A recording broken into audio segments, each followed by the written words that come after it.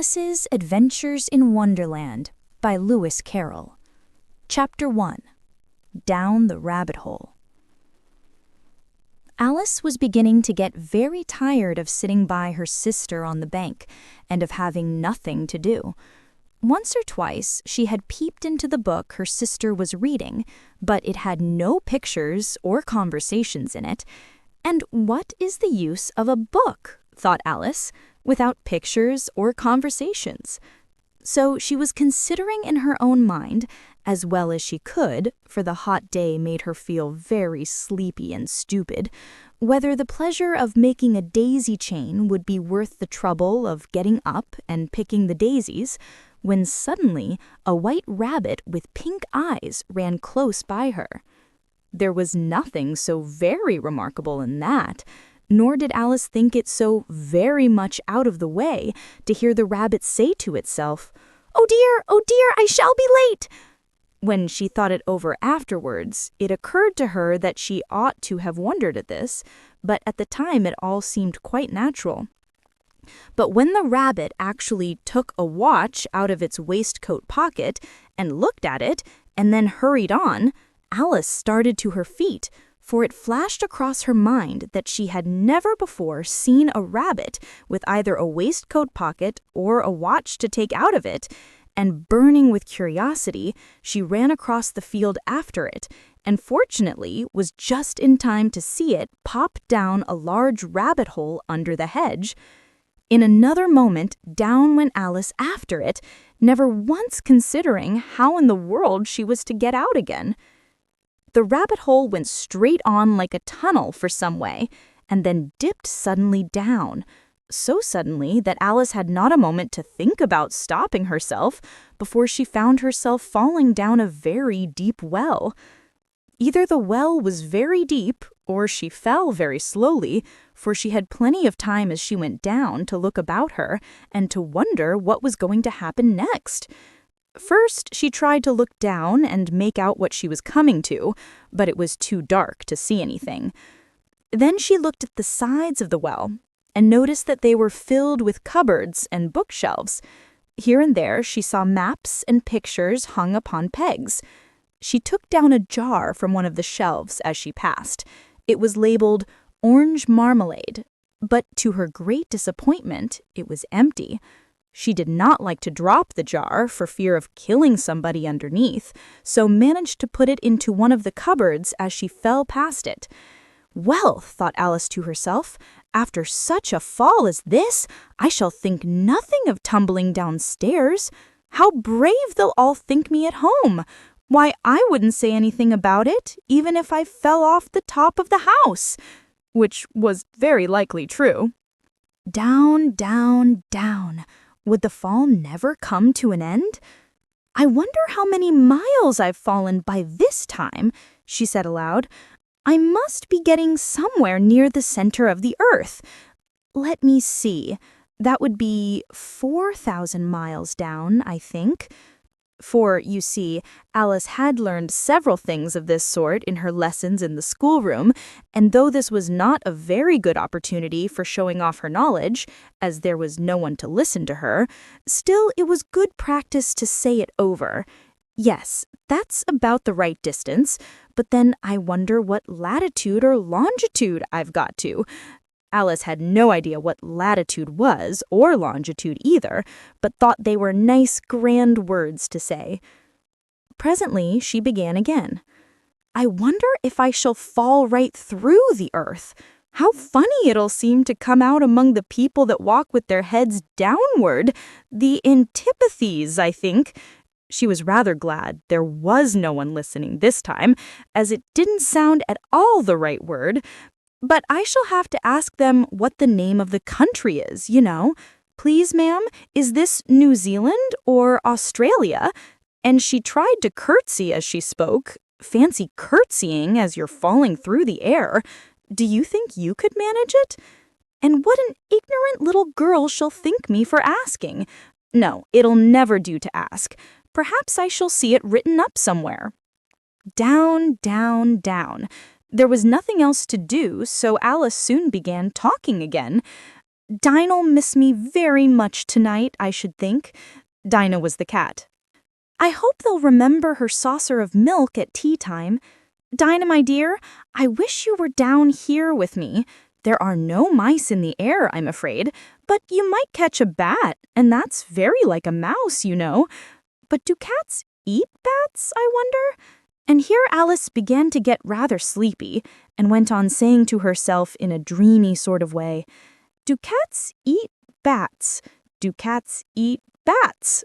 And sometimes, do bats eat cats? For, you see, as she couldn't answer either question, it didn't much matter which way she put it. She felt that she was dozing off and had just begun to dream that she was walking hand in hand with Dinah and saying to her very earnestly, Now, Dinah, tell me the truth. Did you ever eat a bat? When suddenly, thump, thump, down she came upon a heap of sticks and dry leaves, and the fall was over. Alice was not a bit hurt, and she jumped up onto her feet in a moment. She looked up, but it was all dark overhead. Before her was another long passage, and the white rabbit was still in sight, hurrying down it. There was not a moment to be lost. Away went Alice like the wind, and was just in time to hear it say as it turned a corner, Oh, my ears and whiskers, how late it's getting! She was close behind it when she turned the corner, but the rabbit was no longer to be seen. She found herself in a long, low hall, which was lit up by a row of lamps hanging from the roof. There were doors all round the hall, but they were all locked. And when Alice had been all the way down one side and up the other, trying every door, she walked sadly down the middle, wondering how she was ever going to get out again.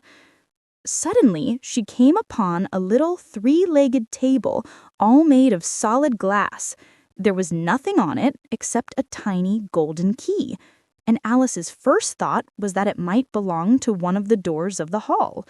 But alas, either the locks were too large or the key was too small, but at any rate it would not open any of them. However, on the second time round, she came upon a low curtain she had not noticed before, and behind it was a little door about 15 inches high. She tried the little golden key in the lock, and to her great delight, it fitted. Alice opened the door and found that it led into a small passage, not much larger than a rat hole. She knelt down and looked along the passage into the loveliest garden you ever saw. How she longed to get out of that dark hall and wander about among those beds of bright flowers and those cool fountains, but she could not even get her head through the doorway. And even if my head would go through, it would be of very little use without my shoulders. Oh, how I wish I could shut up like a telescope! I think I could, if I only knew how to begin. For, you see, so many out-of-the-way things had happened lately that Alice had begun to think that very few things indeed were really impossible. There seemed to be no use in waiting by the little door, so she went back to the table, half hoping she might find another key on it, or at least a book of rules for shutting people up like telescopes. This time she found a little bottle on it, which certainly was not here before, said Alice, and round the neck of the bottle was a paper label with the words, Drink Me, beautifully printed on it in large letters. It was all very well to say, Drink me, but the wise little Alice was not going to do that in a hurry. No, I'll look first, she said, and see whether it's marked poison or not. For she had read several nice little histories about children who had got burnt and eaten up by wild beasts and other unpleasant things, all because they would not remember the simple rules their friends had taught them, such as that a red-hot poker will burn you if you hold it too long, and that if you cut your finger very deeply with a knife, it usually bleeds, and she had never forgotten that if you drink much from a bottle marked poison, it is almost certain to disagree with you, sooner or later. However, this bottle was not marked poison, so Alice ventured to taste it, and finding it very nice, It in fact had a sort of mixed flavor of cherry tart, custard, pineapple, roast turkey, toffee, and hot buttered toast. She very soon finished it off. "What a curious feeling," said Alice. "I must be shutting up like a telescope." And so it was indeed. She was now only 10 inches high, and her face brightened up at the thought that she was now the right size for going through the little door into that lovely garden. First, however, she waited for a few minutes to see if she was going to shrink any further. She felt a little nervous about this. "For it might end, said Alice to herself, "in my going out altogether like a candle. I wonder what I should be like then." And she tried to fancy what the flame of a candle is like after the candle is blown out, for she could not remember ever having seen such a thing. After a while, finding that nothing more happened, she decided on going into the garden at once. But alas for poor Alice, when she got to the door, she found she had forgotten the little golden key. And when she went back to the table for it, she found she could not possibly reach it. She could see it quite plainly through the glass, and she tried her best to climb up one of the legs of the table. But it was too slippery, and when she had tired herself out with trying, the poor little thing sat down and cried. "Come, there's no use in crying like that," said Alice to herself, rather sharply. "I advise you to leave off this minute." She generally gave herself very good advice, though she very seldom followed it. And sometimes she scolded herself so severely as to bring tears into her eyes. And once she remembered trying to box her own ears for having cheated herself in a game of croquet she was playing against herself. For this curious child was very fond of pretending to be two people. "But it's no use now," thought poor Alice, "to pretend to be two people. Why, there's hardly enough of me left to make one respectable person." Soon her eye fell on a little glass box that was lying under the table. She opened it and found in it a very small cake, on which the words "Eat me" were beautifully marked in currants. "Well, I'll eat it," said Alice, "and if it makes me grow larger, I can reach the key, and if it makes me grow smaller, I can creep under the door. So either way, I'll get into the garden, and I don't care which happens." She ate a little bit and said anxiously to herself, "Which way? Which way?" holding her hand on the top of her head to feel which way it was growing. And she was quite surprised to find that she remained the same size. To be sure, this generally happens when one eats cake, but Alice had got so much into the way of expecting nothing but out-of-the-way things to happen that it seemed quite dull and stupid for life to go on in the common way.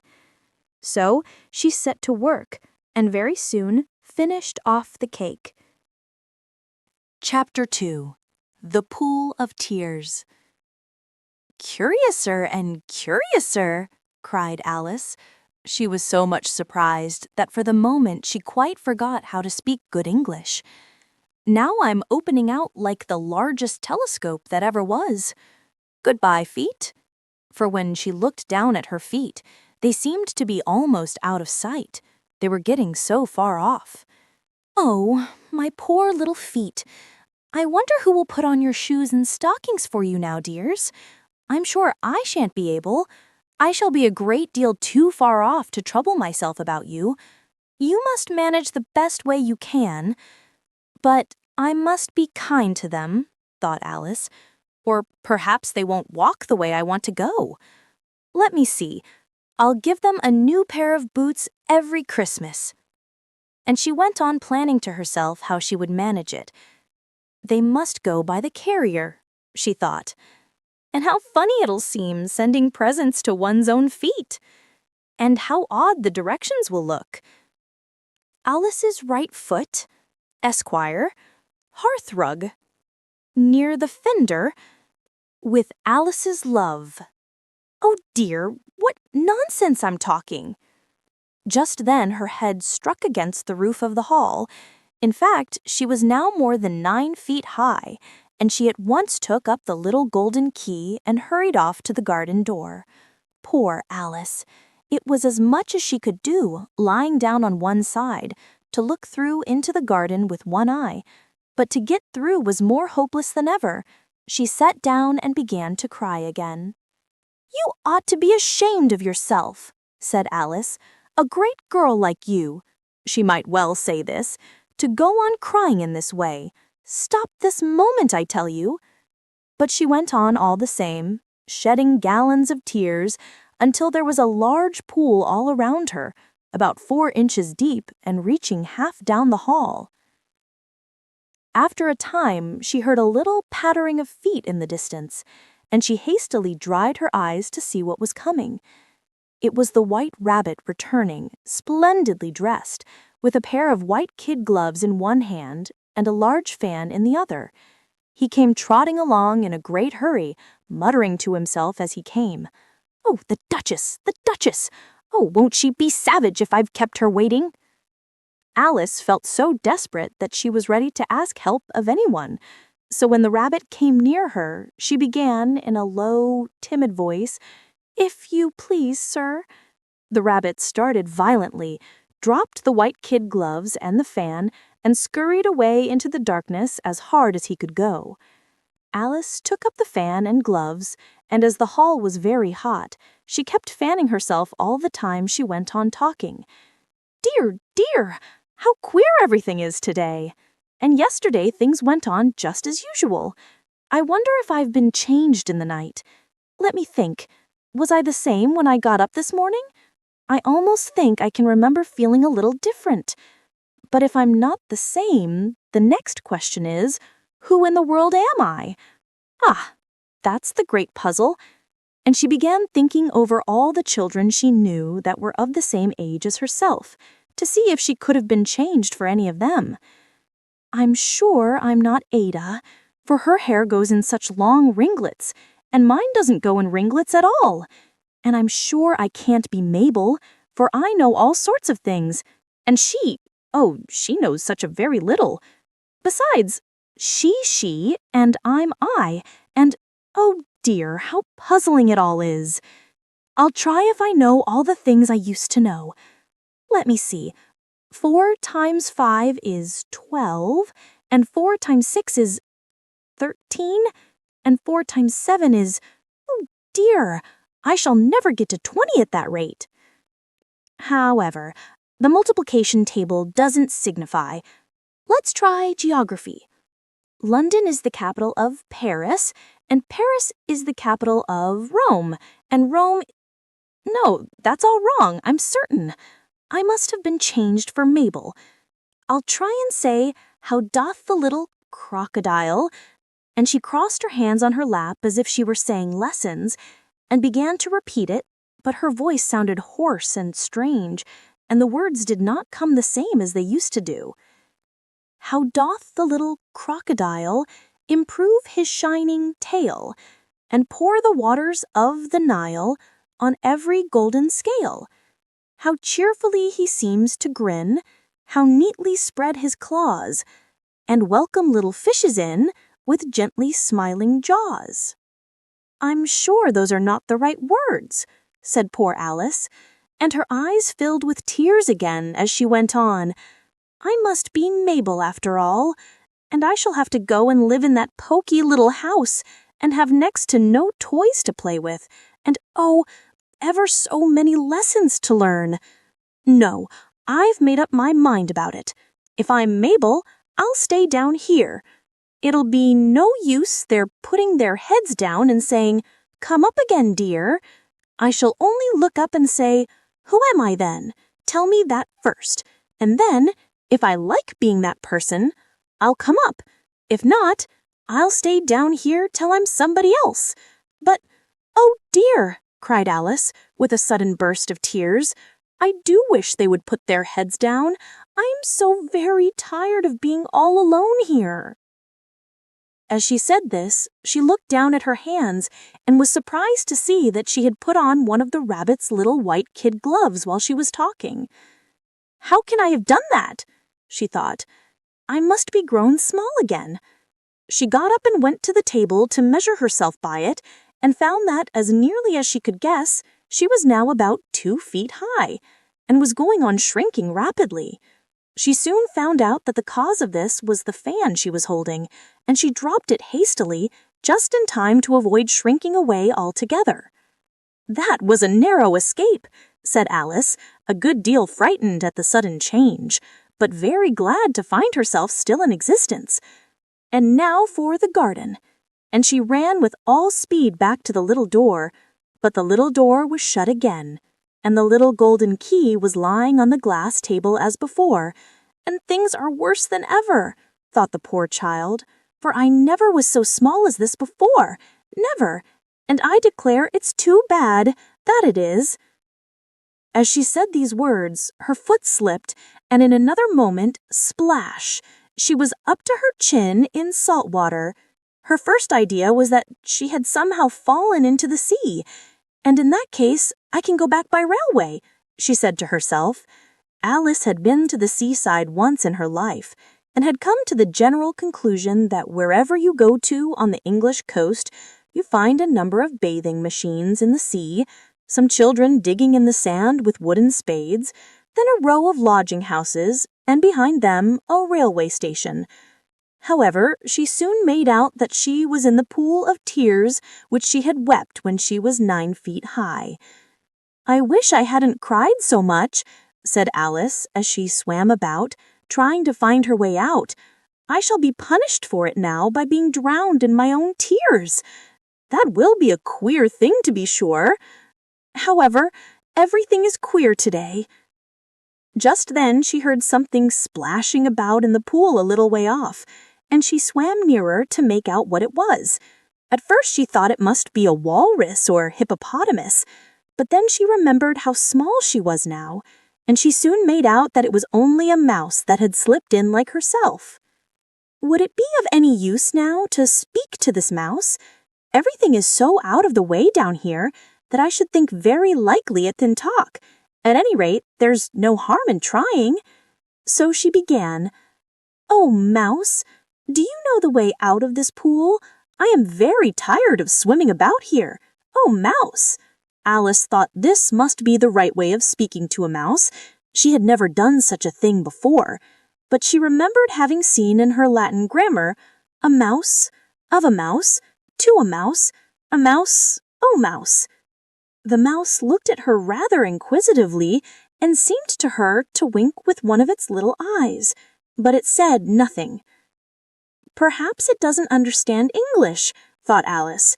"I dare say it's a French mouse come over with William the Conqueror," for with all her knowledge of history, Alice had no very clear notion how long ago anything had happened.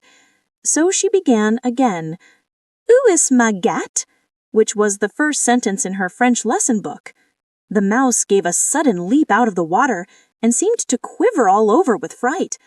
"Oh, I beg your pardon," cried Alice hastily, afraid that she had hurt the poor animal's feelings. "I quite forgot you didn't like cats." "Not like cats," cried the mouse in a shrill, passionate voice. "Would you like cats if you were me?" "Well, perhaps not," said Alice in a soothing tone. "Don't be angry about it. And yet, I wish I could show you our cat Dinah. I think you'd take a fancy to cats if you could only see her. She is such a dear, quiet thing," Alice went on half to herself, as she swam lazily about in the pool, "and she purrs so nicely by the fire, licking her paws and washing her face, and she is such a nice soft thing to nurse. And she's such a capital one for catching mice. Oh, I beg your pardon again," cried Alice, for this time the mouse was bristling all over, and she felt certain it must be really offended. "We won't talk about her any more, if you'd rather not." "We indeed!" cried the mouse, who was trembling down to the end of his tail. "As if I would talk on such a subject. Our family always hated cats. Nasty, low, vulgar things. Don't let me hear the name again." "I won't indeed," said Alice, in a great hurry to change the subject of conversation. Are you fond of dogs?" The mouse did not answer, so Alice went on eagerly. "There is such a nice little dog near our house I should like to show you. A little bright-eyed terrier, you know, with such long, curly brown hair, and it'll fetch things when you throw them, and it'll sit up and beg for its dinner and all sorts of things. I can't remember half of them, and it belongs to a farmer, you know, and he says it's so useful it's worth £100. He says it kills all the rats, and, oh dear," cried Alice in a sorrowful tone, "I'm afraid I've offended it again." For the mouse was swimming away from her as hard as it could go, and making quite a commotion in the pool as it went. So she called softly after it, "Mouse dear, do come back again, and we won't talk about cats or dogs either, if you don't like them." When the mouse heard this, it turned around and swam slowly back to her. Its face was quite pale, with passion, Alice thought, and it said in a low, trembling voice, "Let us get to the shore, and then I'll tell you my history, and you'll understand why it is I hate cats and dogs." It was high time to go, for the pool was getting quite crowded with the birds and animals that had fallen into it. There was a duck and a dodo, a lory and an eaglet, and several other curious creatures. Alice led the way, and the whole party swam to the shore. Chapter 3. A Caucus-Race and a Long Tail. They were indeed a queer-looking party that assembled on the bank. The birds with draggled feathers, the animals with their fur clinging close to them, and all dripping wet, cross, and uncomfortable. The first question, of course, was how to get dry again.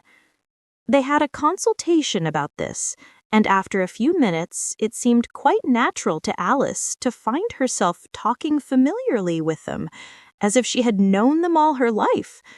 Indeed, she had quite a long argument with the lory, who at last turned sulky and would only say, "I am older than you and must know better."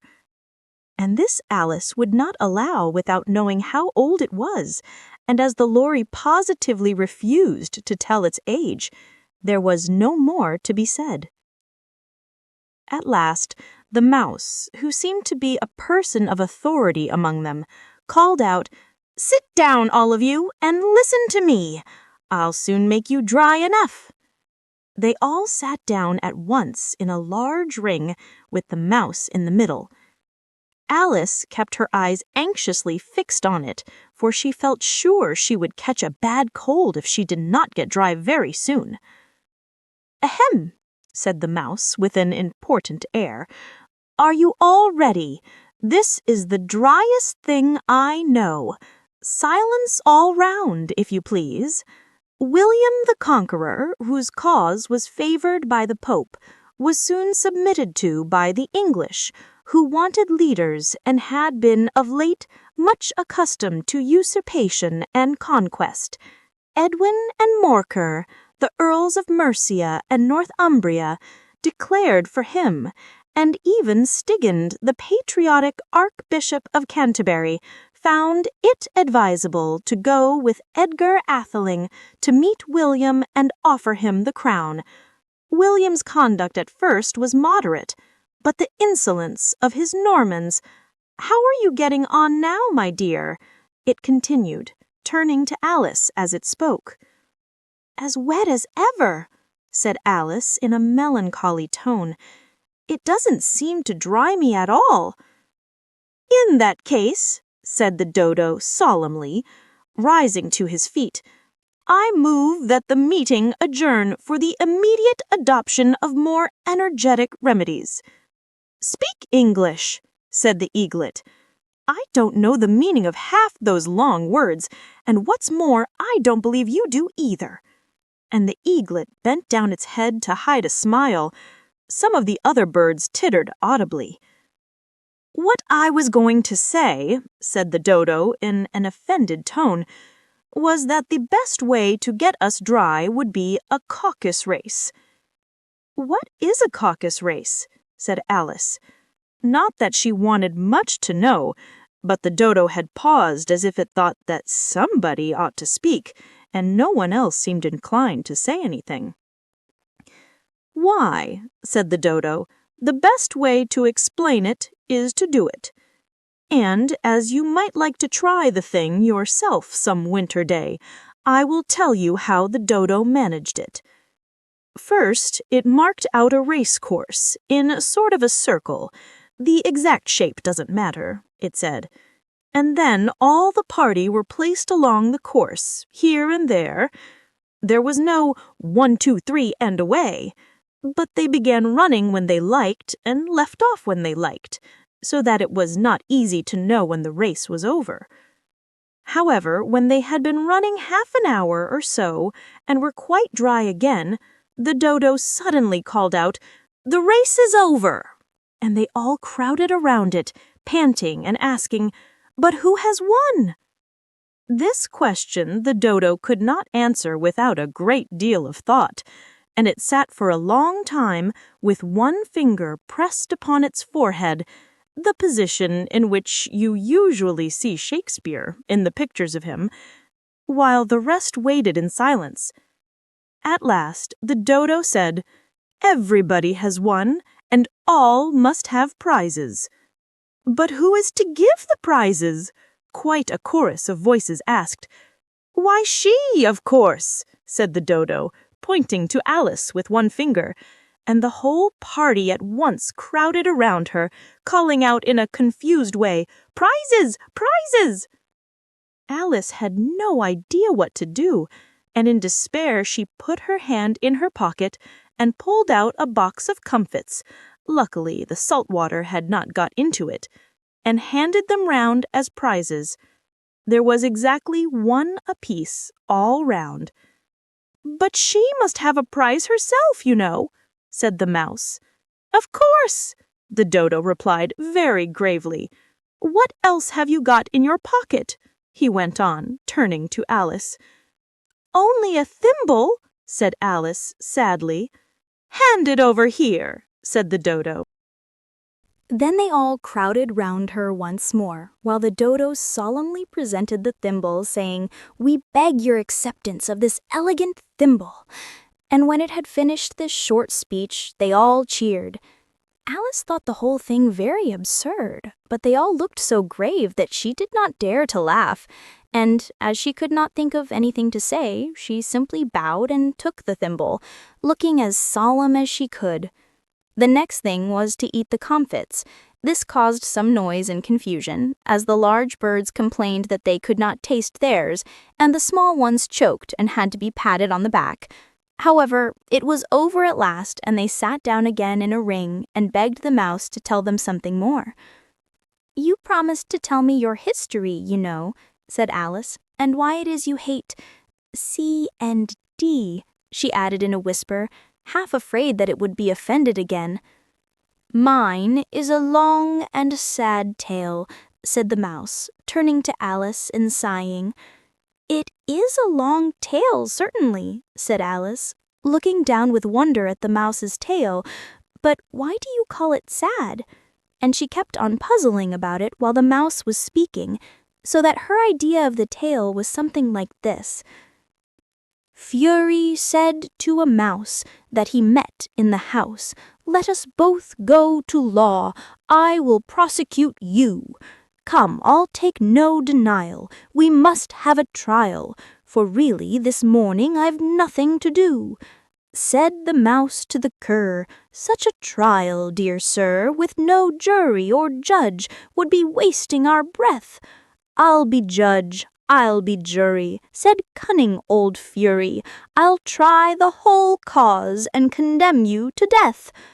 "You are not attending," said the mouse to Alice severely. "What are you thinking of?" "I beg your pardon," said Alice very humbly. You had got to the 5th bend, I think?" "I had not," cried the mouse, sharply and very angrily. "A knot," said Alice, always ready to make herself useful, and looking anxiously about her. "Oh, do let me help to undo it." "I shall do nothing of the sort," said the mouse, getting up and walking away. "You insult me by talking such nonsense." "I didn't mean it," pleaded poor Alice, "but you're so easily offended, you know." The mouse only growled in reply.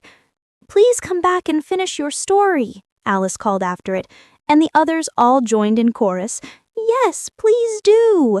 But the mouse only shook its head impatiently and walked a little quicker. "What a pity it wouldn't stay," sighed the Lory as soon as it was quite out of sight, and an old crab took the opportunity of saying to her daughter, "Ah, my dear, let this be a lesson to you never to lose your temper." "Hold your tongue, Ma," said the young crab, a little snappishly. "You're enough to try the patience of an oyster." "I wish I had our Dinah here, I know I do," said Alice aloud, addressing nobody in particular. "She'd soon fetch it back."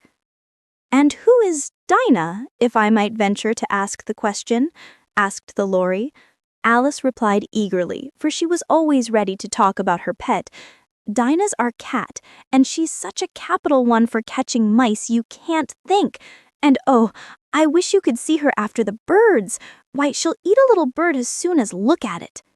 This speech caused a remarkable sensation among the party. Some of the birds hurried off at once. One old magpie began wrapping itself up very carefully, remarking, "I really must be getting home. The night air doesn't suit my throat."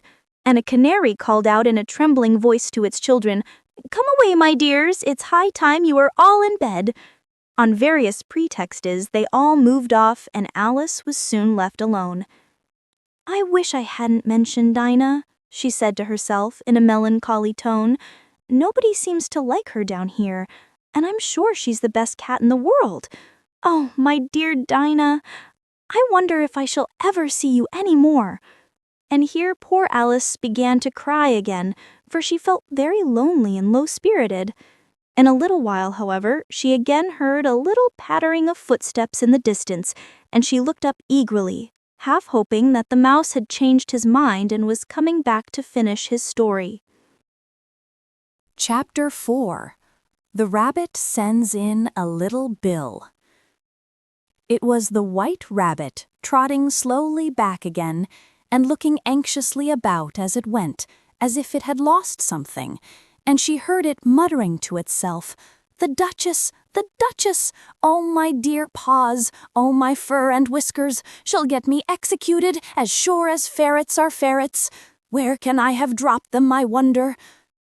Alice guessed in a moment that it was looking for the fan in the pair of white kid gloves, and she very good-naturedly began hunting about for them, but they were nowhere to be seen. Everything seemed to have changed since her swim in the pool, and the great hall with the glass table and the little door had vanished completely. Very soon the rabbit noticed Alice as she went hunting about, and called out to her in an angry tone, "Why, Marianne, what are you doing out here? Run home this moment and fetch me a pair of gloves and a fan. Quick now." And Alice was so much frightened that she ran off at once in the direction it pointed to, without trying to explain the mistake it had made. "He took me for his housemaid," she said to herself as she ran. "How surprised he'll be when he finds out who I am. But I'd better take him his fan and gloves. That is, if I can find them." As she said this, she came upon a neat little house, on the door of which was a bright brass plate with the name W. Rabbit engraved upon it. She went in without knocking and hurried upstairs, in great fear lest she should meet the real Marianne and be turned out of the house before she had found the fan and gloves. "How queer it seems," Alice said to herself, "to be going messages for a rabbit. I suppose Dinah'll be sending me on messages next." And she began fancying the sort of thing that would happen. "Miss Alice, come here directly and get ready for your walk." "Coming in a minute, nurse, but I've got to see that the mouse doesn't get out." Only I don't think, Alice went on, that they'd let Dinah stop in the house if it began ordering people about like that. By this time, she had found her way into a tidy little room with a table in the window, and on it, as she had hoped, a fan and 2 or 3 pairs of tiny white kid gloves. She took up the fan and a pair of the gloves and was just going to leave the room when her eye fell upon a little bottle that stood near the looking-glass. There was no label this time with the words "Drink me," but nevertheless she uncorked it and put it to her lips. I know something interesting is sure to happen whenever I eat or drink anything, so I'll just see what this bottle does. I do hope it'll make me grow large again, for really, I'm quite tired of being such a tiny little thing. It did so indeed, and much sooner than she had expected. Before she had drunk half the bottle, she found her head pressing against the ceiling and had to stoop to save her neck from being broken. She hastily put down the bottle, saying to herself, "That's quite enough. I hope I shan't grow any more. As it is, I can't get out the door. I do wish I hadn't drunk quite so much." Alas, it was too late to wish that. She went on growing and growing, and very soon had to kneel down on the floor. In another minute, there was not even room for this, and she tried the effect of lying down with one elbow against the door and the other arm curled round her head. Still, she went on growing, and as a last resort, she put one arm out of the window and one foot up the chimney, and said to herself, "Now I can do no more, whatever happens. What will become of me?" Luckily for Alice, the little magic bottle had now had its full effect, and she grew no larger.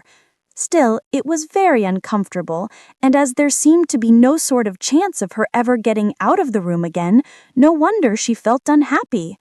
It was much pleasanter at home, thought poor Alice, when one wasn't always growing larger and smaller and being ordered about by mice and rabbits. I almost wish I hadn't gone down that rabbit hole. And yet, it's rather curious, you know, this sort of life. I do wonder what can have happened to me. When I used to read fairy tales, I fancied that kind of thing never happened, and now here I am in the middle of one. There ought to be a book written about me, that there ought, and when I grow up, I'll write one. But I'm grown up now, she added in a sorrowful tone. At least, there's no room to grow up any more here. But then, thought Alice, shall I never get any older than I am now? That'll be a comfort one way, never to be an old woman. But then, always to have lessons to learn? Oh, I shouldn't like that. Oh, you foolish Alice, how can you learn lessons in here? Why, there's hardly room for you, and no room at all for any lesson books. And so she went on, taking first one side and then the other, and making quite a conversation of it altogether. But after a few minutes, she heard a voice outside and stopped to listen. "Marianne, Marianne, fetch me my gloves this moment." Then came a little pattering of feet on the stairs. Alice knew it was the rabbit coming to look for her, and she trembled till she shook the house, quite forgetting that she was now about 1,000 times as large as the rabbit and had no reason to be afraid of it. Presently, the rabbit came up to the door and tried to open it. But as the door opened inwards and Alice's elbow was pressed hard against it, that attempt proved a failure. Alice heard it say to itself, "Then I'll go round and get in at the window." "That you won't," thought Alice, and after waiting till she fancied she'd heard the rabbit just under the window, she suddenly spread out her hand and made a snatch in the air. She did not get hold of anything, but she heard a little shriek and a fall and a crash of broken glass, from which she concluded that it was just possible it had fallen into a cucumber frame or something of the sort. Next came an angry voice, the rabbit's. "Pat, Pat, where are you?" And then a voice she had never heard before. "Sure, then I'm here, digging for apples, your honor." "Digging for apples, indeed," said the rabbit angrily. "Here, come and help me out of this." Sounds of more broken glass. "Now tell me, Pat, What's that in the window?" "Sure, it's an arm, your honor." He pronounced it arum. "An arm, you goose!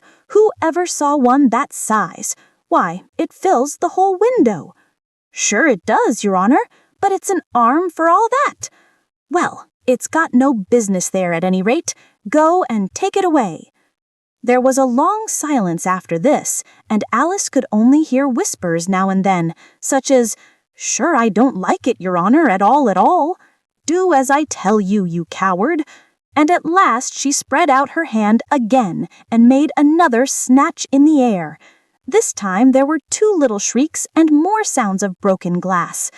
"What a number of cucumber frames there must be," thought Alice. "I wonder what they'll do next. As for pulling me out of the window, I only wish they could. I'm sure I don't want to stay in here any longer." She waited for some time without hearing anything more. At last came a rumbling of little cartwheels and the sound of a good many voices all talking together. She made out the words, "Where's the other ladder? Why, I hadn't to bring but one. Bill's got the other. Bill, fetch it here, lad. Here, put 'em up at this corner. No, tie them together first. They don't reach half high enough yet. Oh, they'll do well enough. Don't be particular. Here, Bill, catch hold of this rope. Will the roof bear? Mind that loose slate. Oh, it's coming down. Heads below." A loud crash. "Now, who did that? It was Bill, I fancy. Who's to go down the chimney?" "Nay, I shan't. You do it." "That I won't, then. Bill's to go down the chimney. Here, Bill, the master says you're to go down the chimney." "Oh, so Bill's got to come down the chimney, has he?" said Alice to herself. "Shy, they seem to put everything upon Bill. I wouldn't be in Bill's place for a good deal. This fireplace is narrow, to be sure, but I think I can kick a little." She drew her foot as far down the chimney as she could and waited till she heard a little animal, she couldn't guess what sort it was, scratching and scrambling about in the chimney close above her. Then saying to herself, "This is Bill," she gave one sharp kick and waited to see what would happen next. The first thing she heard was a general chorus of, "There goes Bill!" Then the rabbit's voice along, "Catch 'em, you by the hedge!" Then silence, and then another confusion of voices. "Hold up his head! Brandy now! Don't choke 'em! How was it, old fellow? What happened to you? Tell us all about it!" Last came a little feeble, squeaking voice. "That's Bill," thought Alice. "Well, I hardly know. No more, thank ye. I'm better now, but I'm a deal too flustered to tell you. All I know is something comes at me like a jack-in-the-box and up I goes like a skyrocket." "So you did, old fellow," said the others. "We must burn the house down," said the rabbit's voice, and Alice called out as loud as she could, "If you do, I'll set Dinah at you." There was a dead silence instantly, and Alice thought to herself, "I wonder what they will do next. If they had any sense, they'd take the roof off." After a minute or two, they began moving about again, and Alice heard the rabbit say, "A barrowful will do to begin with." A barrowful of what? thought Alice. But she had not long to doubt, for the next moment a shower of little pebbles came rattling in at the window, and some of them hit her in the face.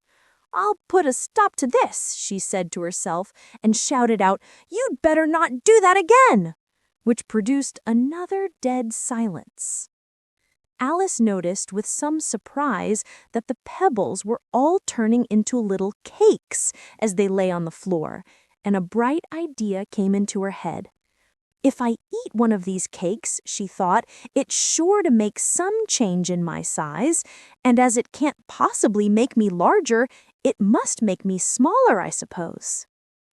So she swallowed one of the cakes and was delighted to find that she began shrinking directly.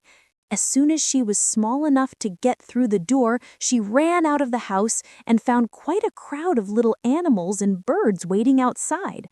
The poor little lizard, Bill, was in the middle, being held up by 2 guinea pigs who were giving it something out of a bottle. They all made a rush at Alice the moment she appeared, but she ran off as hard as she could and soon found herself safe in a thick wood. "The first thing I've got to do," said Alice to herself as she wandered about in the wood, "is to grow to my right size again, and the second thing is to find my way into that lovely garden. I think that will be the best plan." It sounded an excellent plan, no doubt, and very neatly and simply arranged. The only difficulty was that she had not the smallest idea how to set about it, and while she was peering about anxiously among the trees, a little sharp bark just over her head made her look up in a great hurry. An enormous puppy was looking down at her with large round eyes and feebly stretching out one paw, trying to touch her. "Poor little thing," said Alice in a coaxing tone, and she tried hard to whistle to it, but she was terribly frightened all the time at the thought that it might be hungry, in which case it would be very likely to eat her up in spite of all her coaxing. Hardly knowing what she did, she picked up a little bit of stick and held it out to the puppy, whereupon the puppy jumped into the air off all its feet at once with a yelp of delight and rushed at the stick and made believe to worry it. Then Alice dodged behind a great thistle to keep herself from being run over, and the moment she appeared on the other side, the puppy made another rush at the stick and tumbled head over heels in its hurry to get hold of it. Then Alice, thinking it was very like having a game of play with a cart horse and expecting every moment to be trampled under its feet, ran around the thistle again. Then the puppy began a series of short charges at the stick, running a very little way forwards each time and a long way back, and barking hoarsely all the while, till at last it sat down a good way off, panting, with its tongue hanging out of its mouth and its great eyes half shut. This seemed to Alice a good opportunity for making her escape, so she set off at once and ran till she was quite tired and out of breath, until the puppy's bark sounded quite faint in the distance. "And yet what a dear little puppy it was," said Alice as she leaned against a buttercup to rest herself and fanned herself with one of the leaves. "I should have liked teaching it tricks very much, if I'd only been the right size to do it. Oh dear, I'd nearly forgotten that I've got to grow up again. Let me see, how is it to be managed? I suppose I ought to eat or drink something or other, but the great question is, what?" The great question certainly was, what?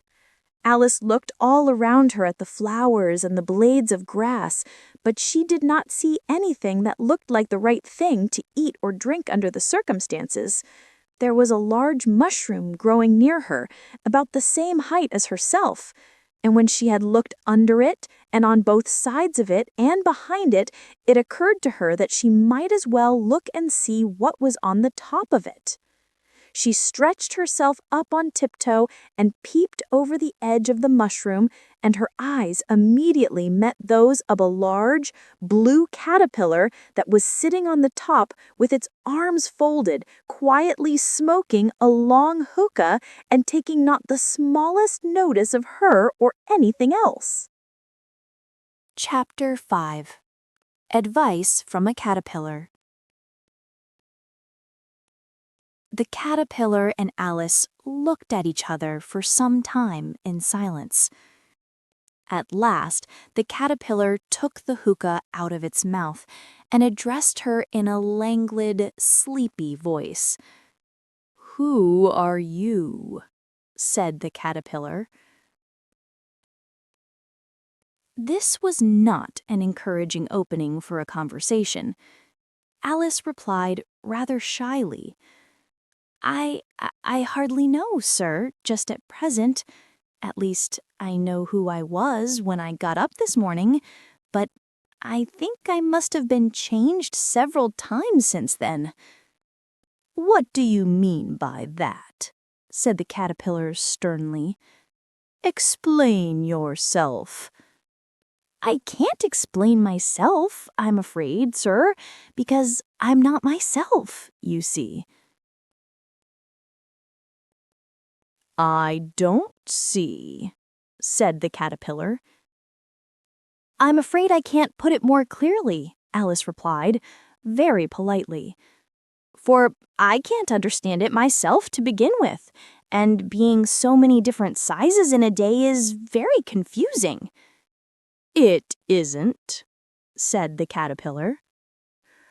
"Well, perhaps you haven't found it so yet," said Alice. "But when you have to turn into a chrysalis, you will someday, you know, and then after that into a butterfly, I should think you'll feel it a little queer, won't you?" "Not a bit," said the caterpillar. "Well, perhaps your feelings may be different," said Alice. "All I know is it would feel very queer to me." "You," said the caterpillar contemptuously. "Who are you?"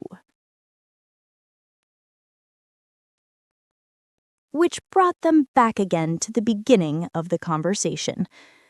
Alice felt a little irritated at the caterpillars making such very short remarks, and she drew herself up and said very gravely, "I think you ought to tell me who you are first."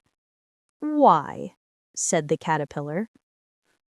Here was another puzzling question, and as Alice could not think of any good reason, and as the caterpillar seemed to me in a very unpleasant state of mind, she turned away. "Come back," the caterpillar called after her. "I've something important to say." This sounded promising, certainly. Alice turned and came back again. "Keep your temper," said the caterpillar.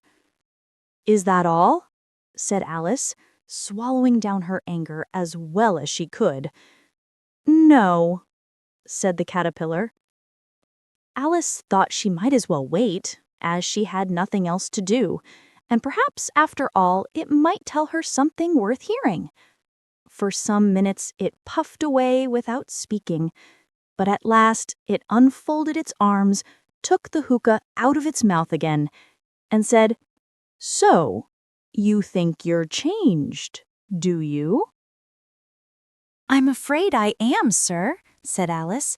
"I can't remember things as I used, and I don't keep the same size for 10 minutes together."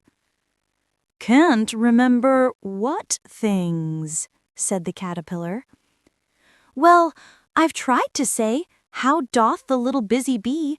but it all came different," Alice replied in a very melancholy voice. "Repeat, 'You are old, Father William,'" said the caterpillar.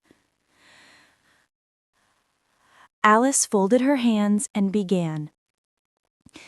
"You are old, Father William," the young man said, "and your hair has become very white. And yet you incessantly stand on your head. Do you think at your age it is right?" "In my youth," Father William replied to his son, "I feared it might injure the brain. But now that I'm perfectly sure I have none, why, I do it again and again." "You are old," said the youth, "as I mentioned before, and have grown most uncommonly fat. Yet you turned a back somersault in at the door. Pray, what is the reason of that?" "In my youth," said the sage as he shook his gray locks, "I kept all my limbs very supple. By the use of this ointment, 1 shilling the box. Allow me to sell you a couple." "You are old," said the youth, "and your jaws are too weak for anything tougher than suet. Yet you finished the goose with the bones and the beak. Pray, how did you manage to do it?" "In my youth," said his father, "I took to the law and argued each case with my wife, and the muscular strength which it gave to my jaw has lasted the rest of my life." "You are old," said the youth. "One would hardly suppose that your eye was as steady as ever, yet you balanced an eel on the end of your nose. What made you so awfully clever?"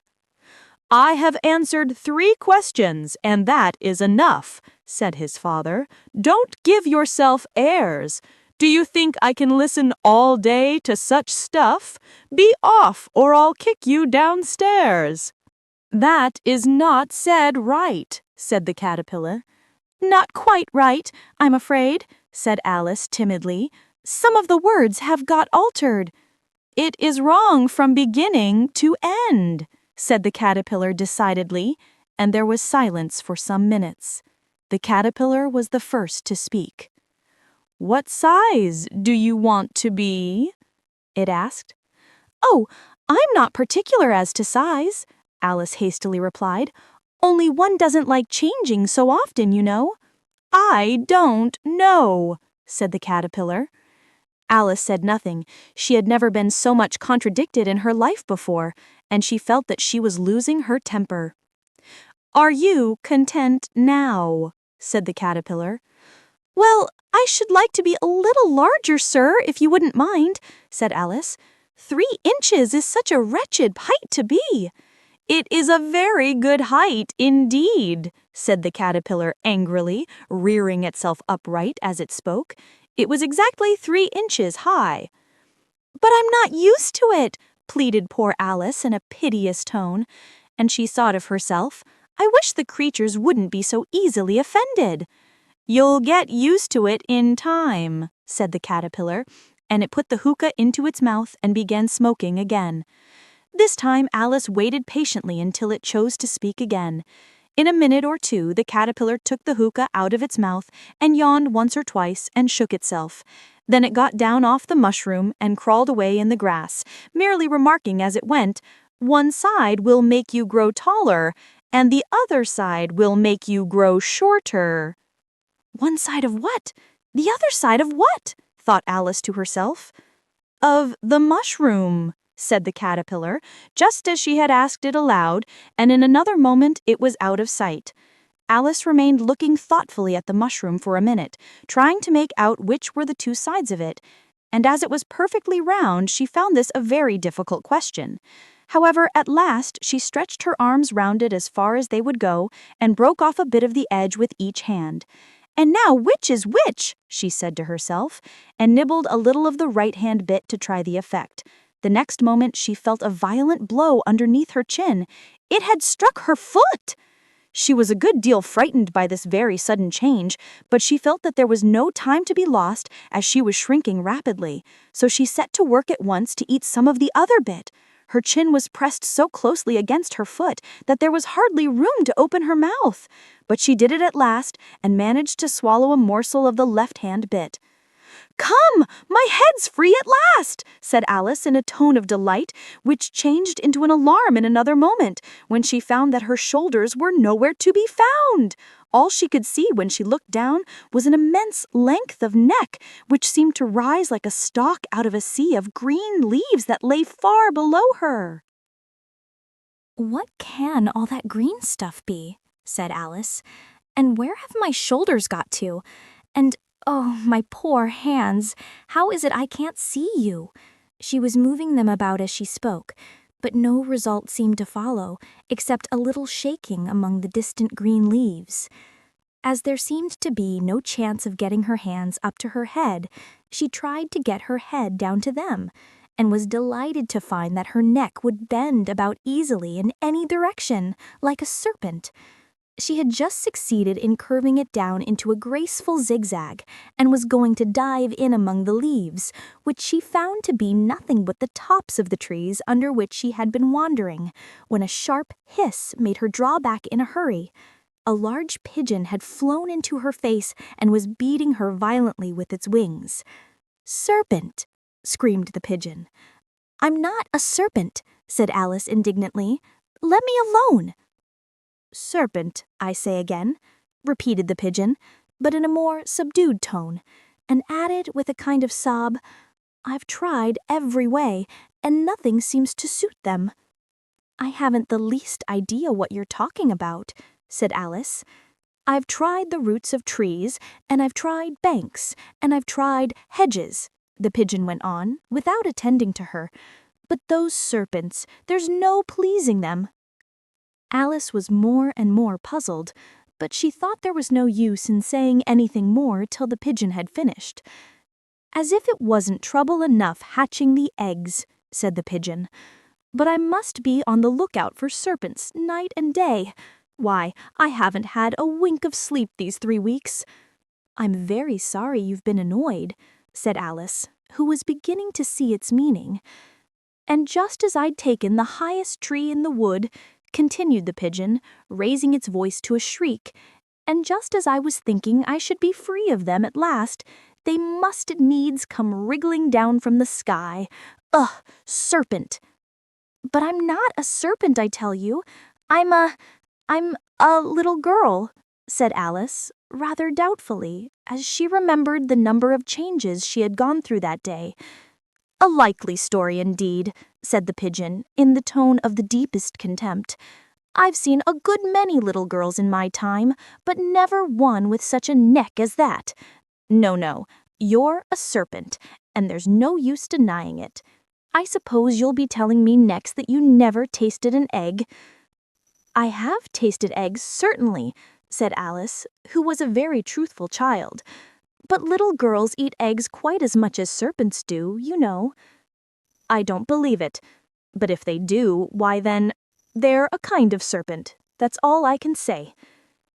This was such a new idea to Alice that she was quite silent for a minute or two, which gave the pigeon the opportunity of adding, "You're looking for eggs, I know that well enough. And what does it matter to me whether you're a little girl or a serpent?" "It matters a good deal to me," said Alice hastily. "But I'm not looking for eggs as it happens, and if I was, I shouldn't want yours. I don't like them raw." "Well, be off then," said the pigeon in a sulky tone, as it settled down again into its nest. Alice crouched down among the trees as well as she could, for her neck kept getting entangled among the branches, and every now and then she had to stop and untwist it. After a while, she remembered that she still held the pieces of mushroom in her hands, and she set to work very carefully, nibbling first at one and then at the other, and growing sometimes taller and sometimes shorter, until she had succeeded in bringing herself down to her usual height. It was so long since she had been anything near the right size that it felt quite strange at first, but she got used to it in a few minutes, and began talking to herself as usual. "Come, there's half my plan done now. How puzzling all these changes are. I'm never sure what I'm going to be from one minute to another. However, I've got back to my right size. The next thing is to get into that beautiful garden. How is that to be done, I wonder?" As she said this, she came suddenly upon an open place with a little house in it about 4 feet high. "Whoever lives there," thought Alice, "it'll never do to come upon them this size. Why, I should frighten them out of their wits." So she began nibbling at the right-hand bit again, and did not venture to go near the house until she had brought herself down to 9 inches high. Chapter 6. Pig and Pepper. For a minute or two she stood looking at the house and wondering what to do next, when suddenly a footman in livery came running out of the wood. She considered him to be a footman because he was in livery. Otherwise, judging by his face only, she would have called him a fish, and rapped loudly at the door with his knuckles. It was opened by another footman in livery, with a round face and large eyes like a frog, and both footmen, Alice noticed, had powdered hair that curled all over their heads.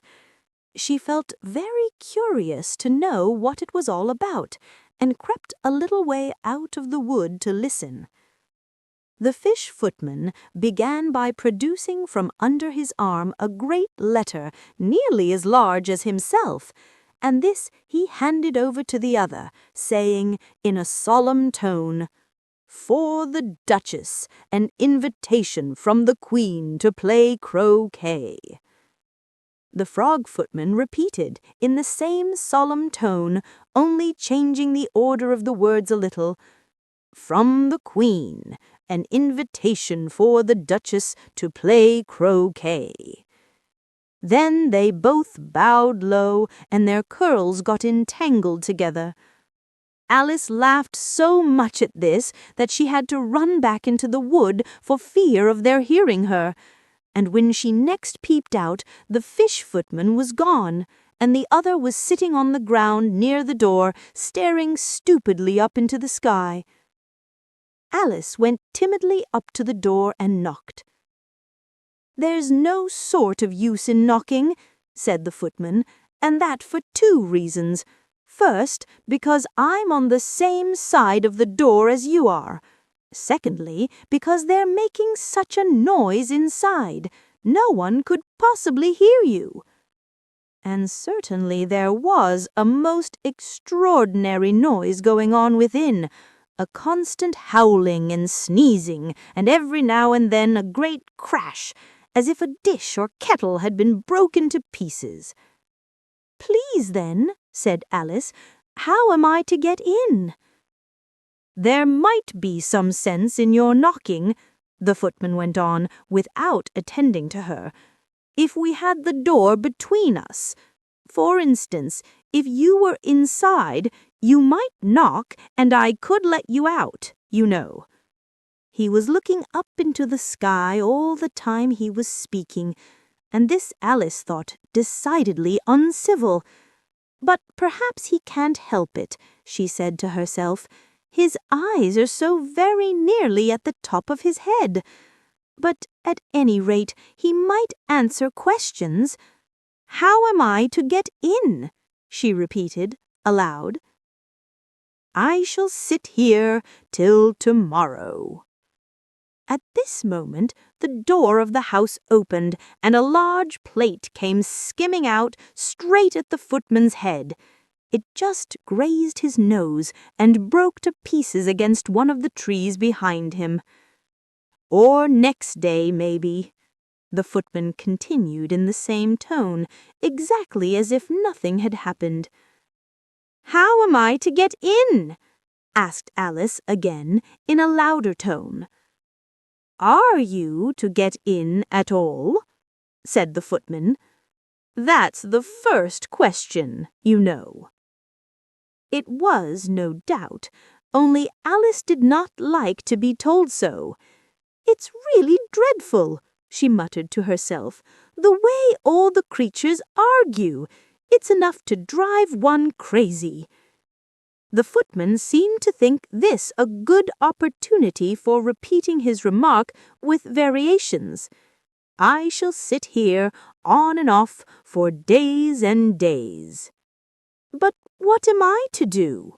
said Alice.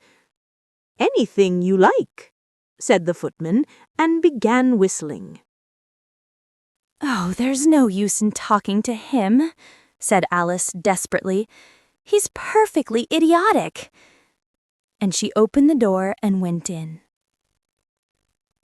The door led right into a large kitchen, which was full of smoke from one end to the other. The Duchess was sitting on a 3-legged stool in the middle, nursing a baby. The cook was leaning over the fire, stirring a large cauldron which seemed to be full of soup. "There's certainly too much pepper in that soup," Alice said to herself, as well as she could for sneezing. There was certainly too much of it in the air. Even the Duchess sneezed occasionally. And as for the baby, it was sneezing and howling alternately without a moment's pause. The only things in the kitchen that did not sneeze were the cook and a large cat which was sitting on the hearth and grinning from ear to ear.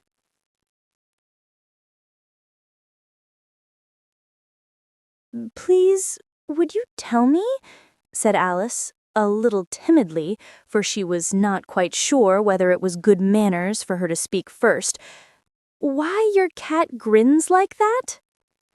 "It's a Cheshire cat," said the Duchess, "and that's why." "Pig!" She said the last word with such sudden violence that Alice quite jumped. But she saw in another moment that it was addressed to the baby and not to her, so she took courage and went on again. I didn't know that Cheshire cats always grinned. In fact, I didn't know that cats could grin. They all can, said the Duchess, and most of 'em do. I won't know of any that do, Alice said very politely, feeling quite pleased to have got into a conversation. You don't know much, said the Duchess, and that's a fact. Alice did not at all like the tone of this remark and thought it would be as well to introduce some other subject of conversation. While she was trying to fix on one, the cook took the cauldron of soup off the fire and at once set to work throwing everything within her reach at the Duchess and the baby. The fire irons came first, then followed a shower of saucepans, plates, and dishes. The Duchess took no notice of them, even when they hit her, and the baby was howling so much already that it was quite impossible to say whether the blows hurt it or not. "Oh, please mind what you're doing," cried Alice, jumping up and down in an agony of terror. "Oh, there goes his precious nose!" as an unusually large saucepan flew close by it and very nearly carried it off. "If everybody minded their own business," said the Duchess in a hoarse growl, "the world would go round a deal faster than it does." "Which would not be an advantage," said Alice, who felt very glad to get an opportunity of showing off a little of her knowledge. "Just think of what work it would make with the day and night. You see, the Earth takes 24 hours to turn round on its axis." "Talking of axes," said the Duchess, "chop off her head." Alice glanced rather anxiously at the cook to see if she meant to take the hint, but the cook was busily stirring the soup and seemed not to be listening, so she went on again. 24 hours, I think? Or is it 12? "Oh, don't bother me," said the Duchess. "I never could abide figures." And with that she began nursing her child again, singing a sort of lullaby to it as she did so, and giving it a violent shake at the end of every line. "Speak roughly to your little boy, and beat him when he sneezes. He only does it to annoy, because he knows it teases."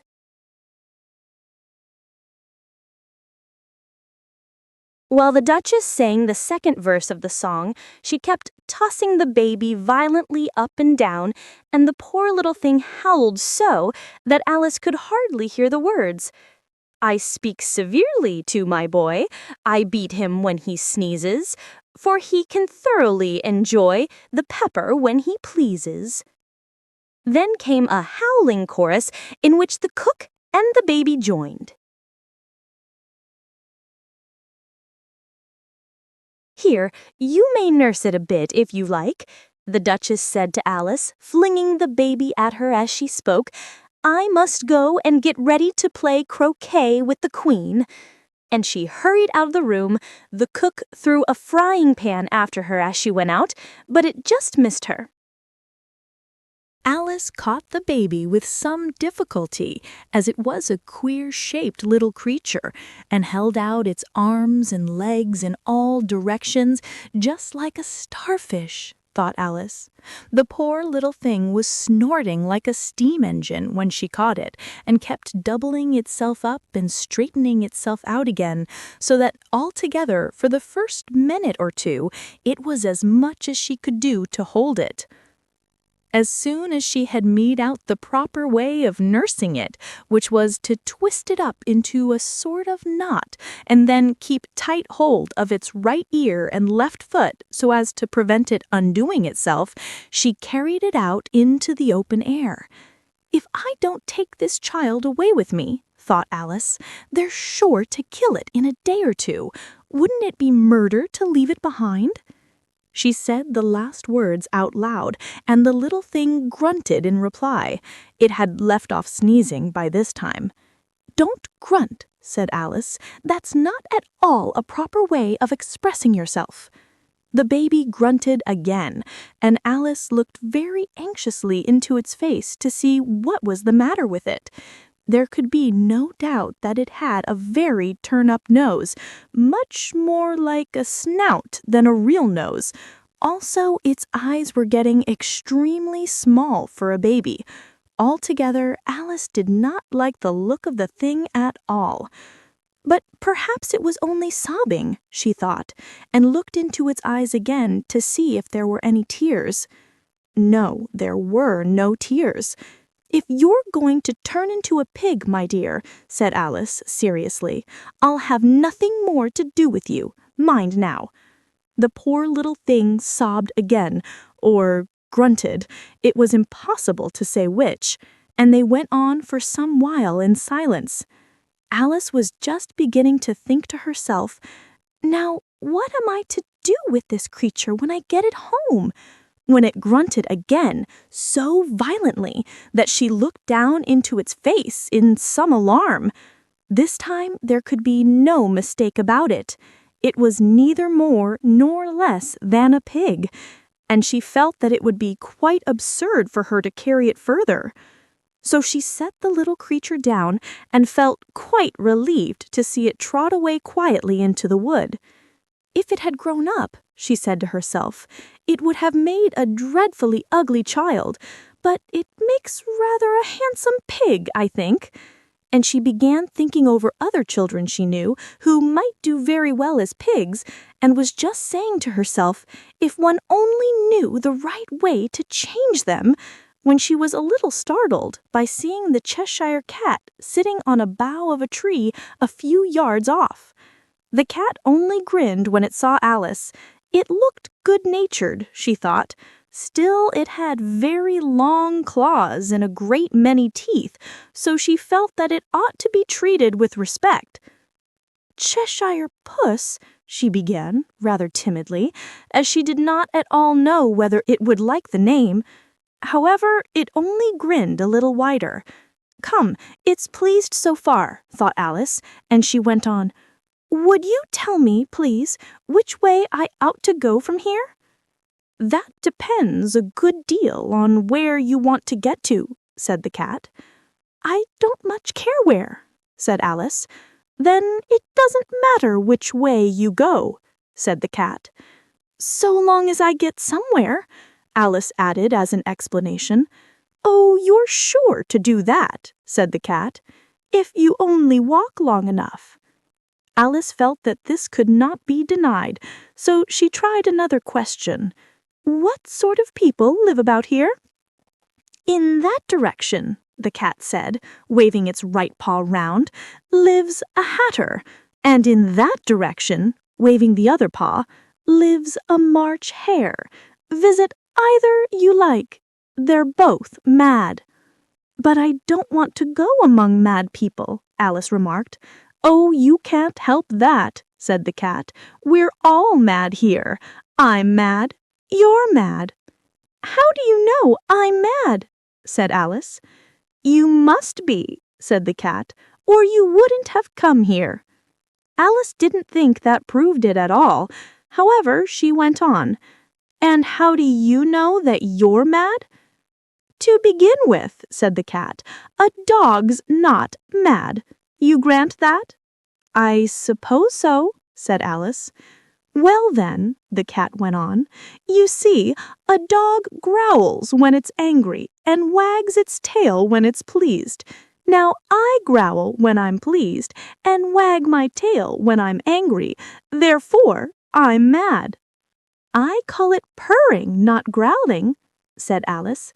"Call it what you like," said the cat. "Do you play croquet with the Queen today?" "I should like it very much, but I haven't been invited yet." "You'll see me there," said the cat, and vanished. Alice was not much surprised at this. She was getting so used to queer things happening. While she was looking at the place where it had been, it suddenly appeared again. "By the by, what became of the baby?" said the cat. "I'd nearly forgotten to ask." "It turned into a pig," Alice said quietly, "just as if it had come back in a natural way." "I thought it would," said the cat, and vanished again. Alice waited a little, half expecting to see it again, but it did not appear, and after a minute or two she walked on in the direction in which the March Hare was said to live. "I've seen hatters before," she said to herself. "The March Hare will be much more the interesting, and perhaps as this is May, it won't be raving mad, at least not so mad as it was in March." As she said this, she looked up, and there was the cat again, sitting on a branch of a tree. "Did you say pig or fig?" said the cat. "I said pig, and I wish you wouldn't keep appearing and vanishing so suddenly. You make one quite giddy." "All right," said the cat, and this time it vanished quite slowly, beginning with the end of the tail and ending with the grin, which remained some time after the rest of it had gone. "Well, I've often seen a cat without a grin, but a grin without a cat. It's the most curious thing I've ever seen in my life." She had not gone much farther before she came in sight of the house of the March Hare. She thought it must be the right house, because the chimneys were shaped like ears, and the roof was thatched with fur. It was so large a house that she did not like to go nearer till she had nibbled some more of the left-hand bit of mushroom and raised herself to about 2 feet high. Even then she walked up towards it rather timidly, saying to herself, "Suppose it should be raving mad after all? I almost wish I'd gone to see the Hatter instead." Chapter 7.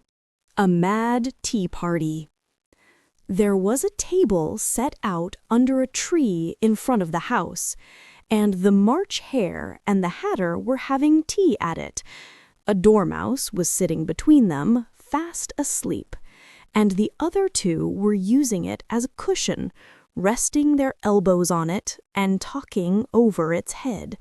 Very uncomfortable for the dormouse, thought Alice, only as it's asleep, I suppose it doesn't mind.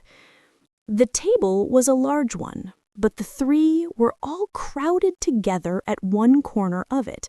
"No room! No room!" they cried out when they saw Alice coming. "There's plenty of room," said Alice indignantly, and she sat down in a large armchair at one end of the table. "Have some wine," the March Hare said in an encouraging tone. Alice looked all round the table, but there was nothing on it but tea. "I don't see any wine," she remarked. "There isn't any," said the March Hare. "Then it wasn't very civil of you to offer it," said Alice angrily. "It wasn't very civil of you to sit down without being invited," said the March Hare. "I didn't know it was your table," said Alice. "It's laid for a great many more than 3. "Your hair wants cutting," said the Hatter. He had been looking at Alice for some time with great curiosity, and this was his first speech. "You should learn not to make personal remarks," Alice said with some severity. "It's very rude." The Hatter opened his eyes very wide on hearing this, but all he said was, "Why is a raven like a writing desk?" "Come, we shall have some fun now," thought Alice. "I'm glad they've begun asking riddles. I believe I can guess that," she added aloud. "Do you mean that you think you can find out the answer to it?" said the March Hare. "Exactly so," said Alice. "Then you should say what you mean," the March Hare went on. "I do," I replied hastily. At least I mean what I say. That's the same thing, you know." "Not the same thing a bit," said the Hatter. "You might just as well say that I see what I eat is the same thing as I eat what I see. You might just as well say added the March Hare, that I like what I get is the same thing as I get what I like. You might just as well say, added the Dormouse, who seemed to be talking in his sleep, that I breathe when I sleep is the same thing as I sleep when I breathe. It is the same thing with you, said the Hatter. And here the conversation dropped, and the party sat silent for a minute, while Alice thought over all she could remember about ravens and writing desks, which wasn't much. The Hatter was the first to break the silence. "What day of the month is it?" he said, turning to Alice. He had taken his watch out of his pocket and was looking at it uneasily, shaking it every now and then, and holding it to his ear. Alice considered a little, and then said, "The 4th?" "2 days wrong," sighed the Hatter. "I told you butter wouldn't suit the works," he added, looking angrily at the March Hare. "It was the best butter," the March Hare meekly replied. "Yes, but some crumbs must have got in as well," the Hatter grumbled. "You shouldn't have put it in with the bread knife." The March Hare took the watch and looked at it gloomily. Then he dipped it into his cup of tea and looked at it again. But he could think of nothing better to say than his first remark. It was the best butter, you know. Alice had been looking over his shoulder with some curiosity. "What a funny watch," she remarked. "It tells the day of the month and doesn't tell what o'clock it is." "Why should it?" muttered the Hatter. "Does your watch tell you what year it is?" "Of course not," Alice replied very readily. "But that's because it stays the same year for such a long time together." "Which is just the case with mine," said the Hatter. Alice felt dreadfully puzzled.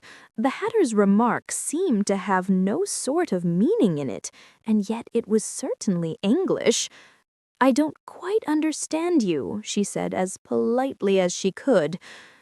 "The Dormouse is asleep again," said the Hatter, and he poured a little hot tea upon its nose.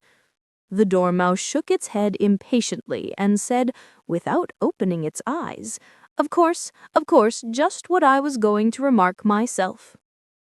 "Have you guessed the riddle yet?" the Hatter said, turning to Alice again. "No, I give it up. What's the answer?" "I haven't the slightest idea," said the Hatter. "Nor I," said the March Hare. Alice sighed wearily. "I think you might do something better with the time," she said, "than waste it in asking riddles that have no answers."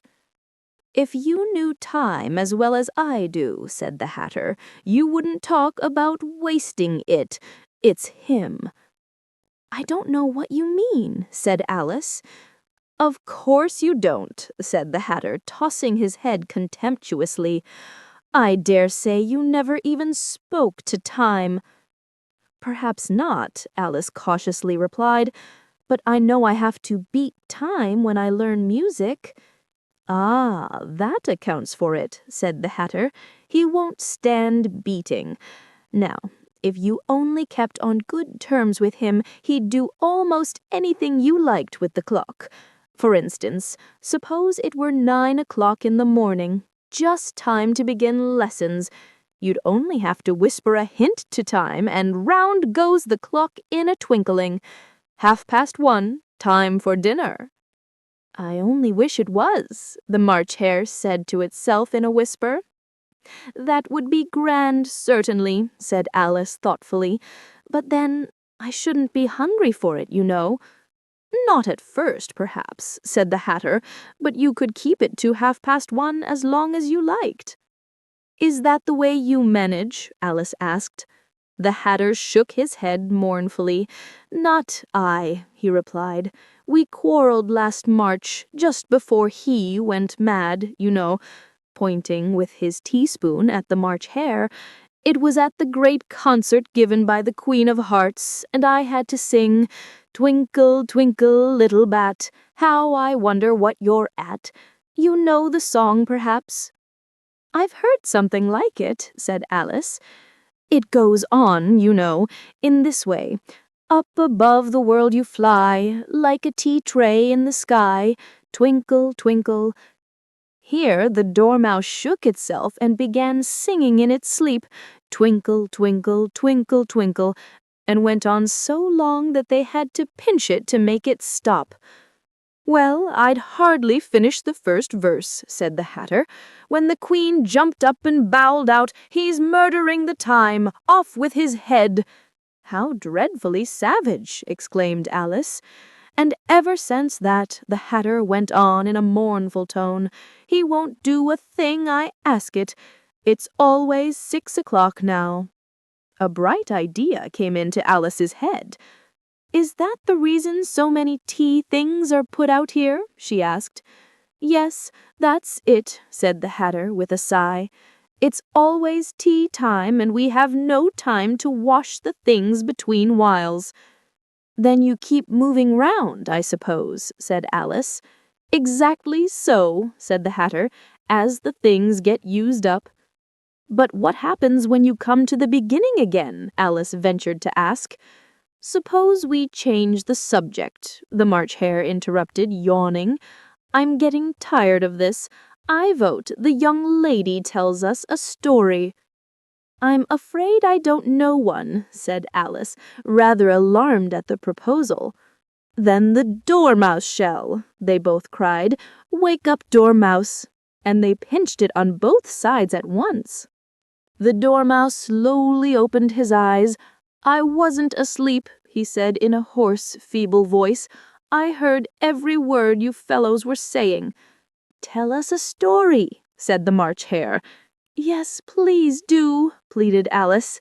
"And be quick about it," added the Hatter, "or you'll be asleep again before it's done.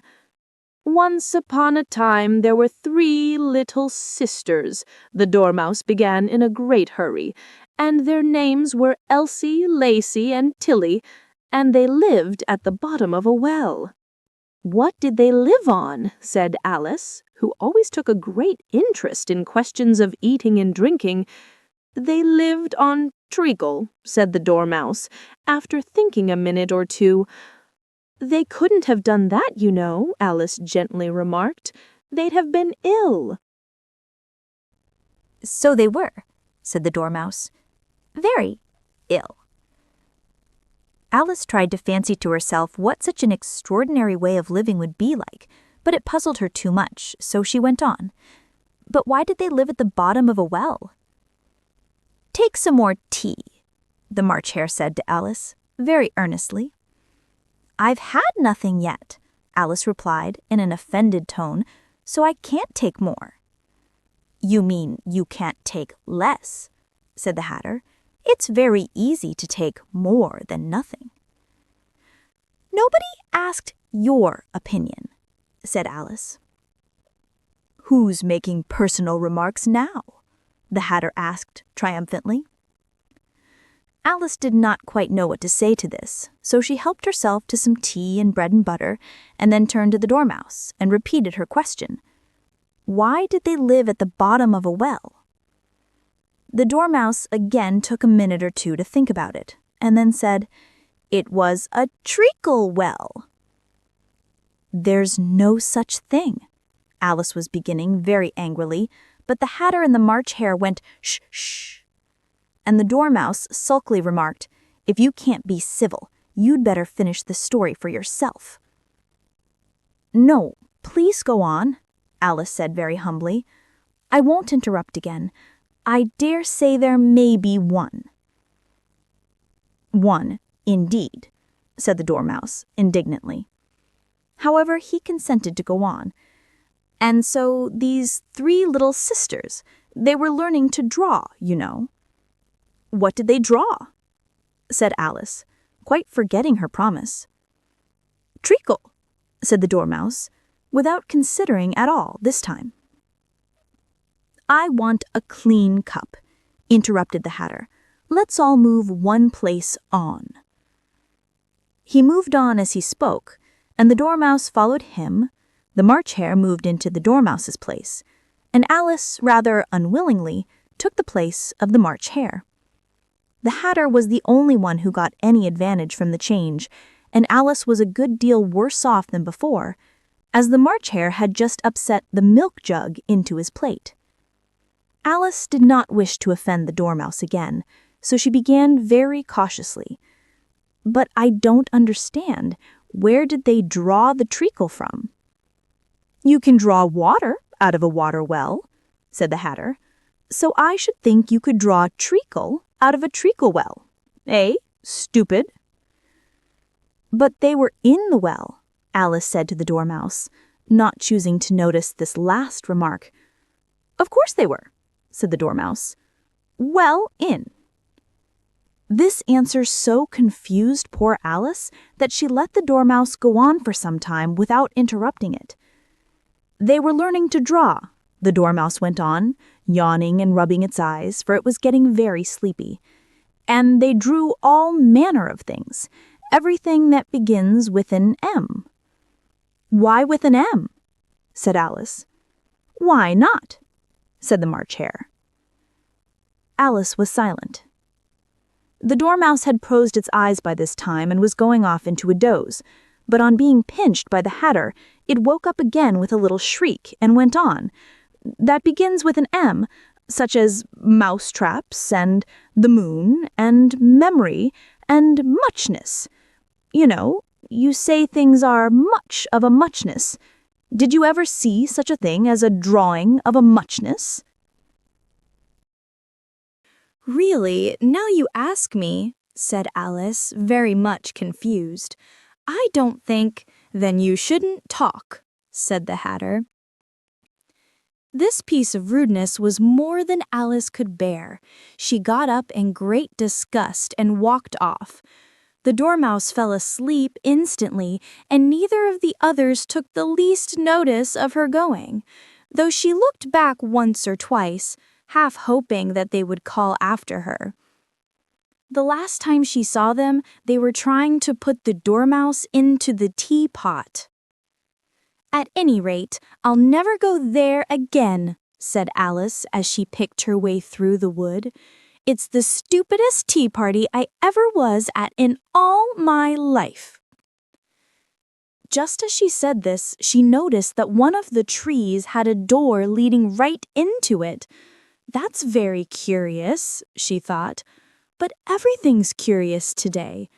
I think I may as well go in at once." And in she went. Once more she found herself in the long hall and close to the little glass table. "Now I'll manage better this time," she said to herself, and began by taking the little golden key and unlocking the door that led into the garden. Then she went to work nibbling at the mushroom. She had kept a piece of it in her pocket, till she was about a foot high, and then she walked down the little passage. And then she found herself at last in the beautiful garden among the bright flower beds and the cool fountains. Chapter 8. The Queen's Croquet-Ground. A large rose tree stood near the entrance of the garden.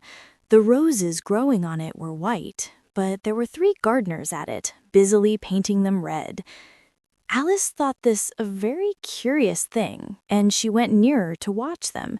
And just as she came up to them, she heard one of them say, "Look out now, 5. Don't go splashing paint over me like that." "I couldn't help it," said 5 in a sulky tone.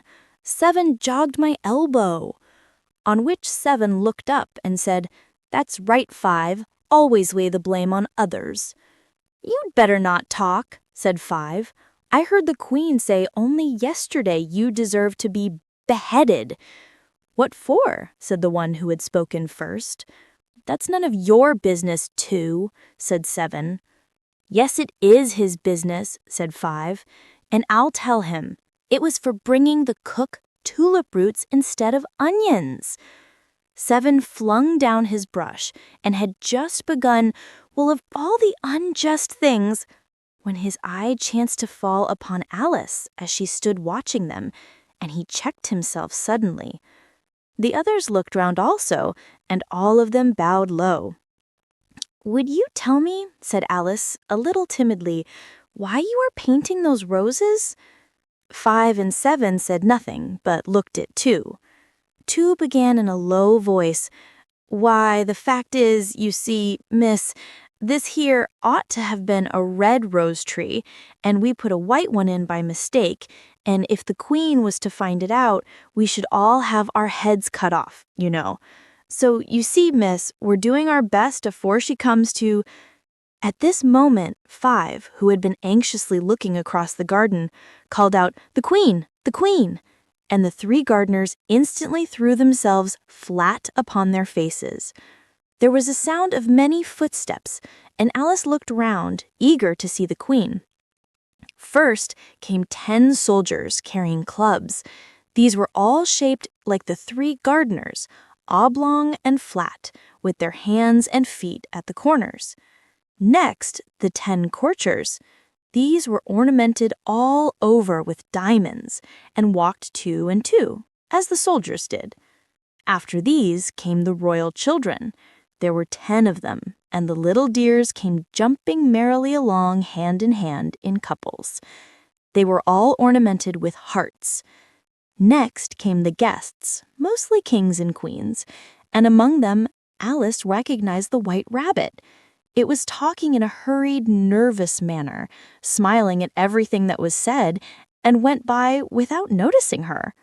Then followed the knave of hearts, carrying the king's crown on a crimson velvet cushion. And last of all this grand procession came the king and queen of hearts. Alice was rather doubtful whether she ought not to lie down on her face like the 3 gardeners, but she could not remember ever having heard of such a rule at processions. And besides, what would be the use of a procession if people had all to lie down on their faces so that they couldn't see it? So she stood still where she was and waited. When the procession came opposite to Alice, they all stopped and looked at her, and the queen said severely, "Who is this?"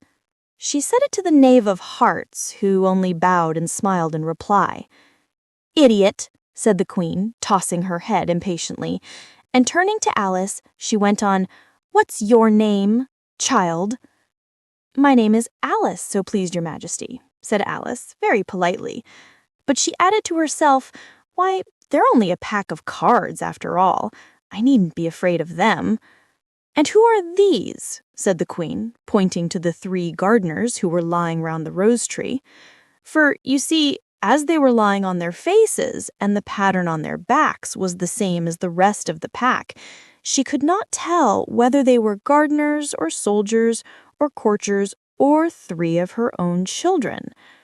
"How should I know?" said Alice, surprised at her own courage. "It's no business of mine." The queen turned crimson with fury, and after glaring at her for a moment like a wild beast, screamed, "Off with her head! Off!" "Nonsense!" said Alice, very loudly and decidedly, and the queen was silent. The king laid his hand upon her arm and timidly said, "Consider, my dear, she is only a child." The queen turned angrily away from him and said to the knave, "Turn them over." The knave did so, very carefully, with 1 foot. "Get up," said the queen in a shrill, loud voice, and the 3 gardeners instantly jumped up and began bowing to the king, the queen, the royal children, and everybody else. "Leave off that," screamed the queen. "You make me giddy." And then, turning to the rose tree, she went on, "What have you been doing here?" "May it please your majesty," said 2 in a very humble tone, going down on 1 knee as he spoke. "We were trying—" "I see," said the queen, who had meanwhile been examining the roses. "Off with their heads," and the procession moved on, 3 of the soldiers remaining behind to execute the unfortunate gardeners, who ran to Alice for protection. "You shan't be beheaded," said Alice, and she put them into a large flower pot that stood near. The 3 soldiers wandered about for a minute or 2, looking for them, and then quietly marched off after the others. "Are their heads off?" shouted the queen. "Their heads are gone, if it please your majesty," the soldiers shouted in reply. "That's right," shouted the queen. "Can you play croquet?" The soldiers were silent and looked at Alice as the question was evidently meant for her. "Yes," shouted Alice. "Come on then," roared the queen, and Alice joined the procession, wondering very much what would happen next. It's a very fine day," said a timid voice at her side. She was walking by the white rabbit, who was peeping anxiously into her face. "Very," said Alice. "Where's the Duchess?" "Hush, hush," said the rabbit in a low, hurried tone. He looked anxiously over his shoulder as he spoke, and then raised himself upon tiptoe, put his mouth close to her ear, and whispered, "She's under sentence of execution." "What for?" said Alice. "Did you say, 'What a pity'?" the rabbit asked. "No, I didn't," said Alice. "I don't think it's at all a pity. I said, 'What for?'" "She boxed the queen's ears," the rabbit began. Alice gave a little scream of laughter. "Oh, hush," the rabbit whispered in a frightened tone. "The queen will hear you. You see, she came rather late, and the queen said—" "Get to your places," shouted the queen in a voice of thunder, and people began running about in all directions, tumbling up against each other. However, they got settled down in a minute or two, and the game began. Alice thought she had never seen such a curious croquet ground in her life. It was all ridges and furrows. The balls were live hedgehogs, the mallets live flamingos, and the soldiers had to double themselves up and stand on their hands and feet to make the arches. The chief difficulty Alice found at first was in managing her flamingo. She succeeded in getting its body tucked away, comfortably enough, under her arm with its legs hanging down, but generally, just as she had got its neck nicely straightened out and was going to give the hedgehog a blow with its head, it would twist itself around and look up in her face with such a puzzled expression that she could not help bursting out laughing.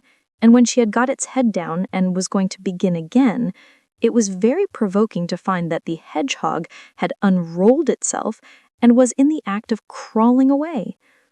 Besides all this, there was generally a ridge or furrow in the way wherever she wanted to send the hedgehog to, and as the doubled-up soldiers were always getting up and walking off to other parts of the ground, Alice soon came to the conclusion that it was a very difficult game indeed.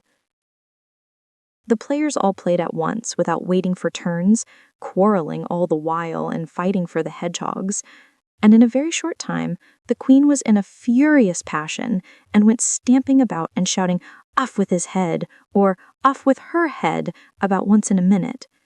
Alice began to feel very uneasy. To be sure, she had not as yet had any dispute with the queen, but she knew that it might happen any minute. And then, thought she, what would become of me? They're dreadfully fond of beheading people here.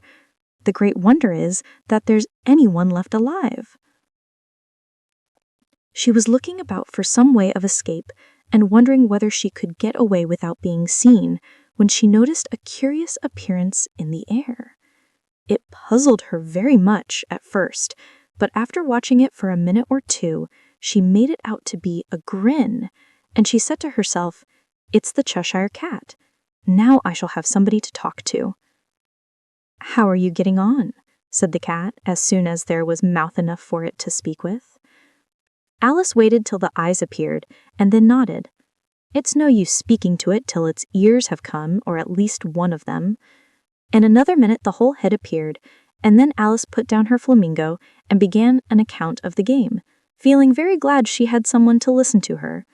The cat seemed to think that there was enough of it now in sight, and no more of it appeared. "I don't think they play at all fairly," Alice began in a rather complaining tone, "and they all quarrel so dreadfully one can't hear oneself speak, and they don't seem to have any rules in particular. At least, if there are, nobody attends to them, And you've no idea how confusing it is, all the things being alive. For instance, there's the arch I've got to go through next walking about at the other end of the ground, and I should have croqueted the queen's hedgehog just now, only it ran away when it saw mine coming." "How do you like the queen?" said the cat in a low voice. "Not at all," said Alice. "She's so extremely—" Just then she noticed that the queen was close behind her, listening. So she went on, "Likely to win, that it's hardly worthwhile finishing the game." The queen smiled and passed on. "Who were you talking to?" said the king, going up to Alice and looking at the cat's head with great curiosity. "It's a friend of mine, a Cheshire cat. Allow me to introduce it." "I don't like the look of it at all," said the king. "However, it may kiss my hand if it likes." "I'd rather not," the cat remarked. "Don't be impertinent," said the king, "and don't look at me like that." He got behind Alice as he spoke. "A cat may look at a king. I've read that in some book, but I don't remember where." "Well, it must be removed," said the king very decidedly, and he called the queen, who was passing at the moment. "My dear, I wish you would have this cat removed." The queen had only one way of settling all difficulties, great or small. "Off with his head," she said, without even looking round. "I'll fetch the executioner myself," said the king eagerly, and he hurried off. Alice thought she might as well go back and see how the game was going on, as she heard the queen's voice in the distance, screaming with passion. She had already heard her sentence 3 of the Clares to be executed for having missed their turns, and she did not like the look of things at all, as the game was in such confusion that she never knew whether it was her turn or not. So she went in search of her hedgehog. The hedgehog was engaged in a fight with another hedgehog, which seemed to Alice an excellent opportunity for croqueting one of them with the other. The only difficulty was that her flamingo was gone across to the other side of the garden, where Alice could see it trying in a helpless sort of way to fly up into a tree. By the time she had caught the flamingo and brought it back, the fight was over, and both the hedgehogs were out of sight. "But it doesn't matter much," thought Alice, "as all the arches are gone from this side of the ground." So she tucked it away under her arm that it might not escape again, and went back for a little more conversation with her friend. When she got back to the Cheshire Cat, she was surprised to find quite a large crowd collected round it. There was a dispute going on between the executioner, the king, and the queen, who were all talking at once, while everyone else was quite silent and looked very uncomfortable.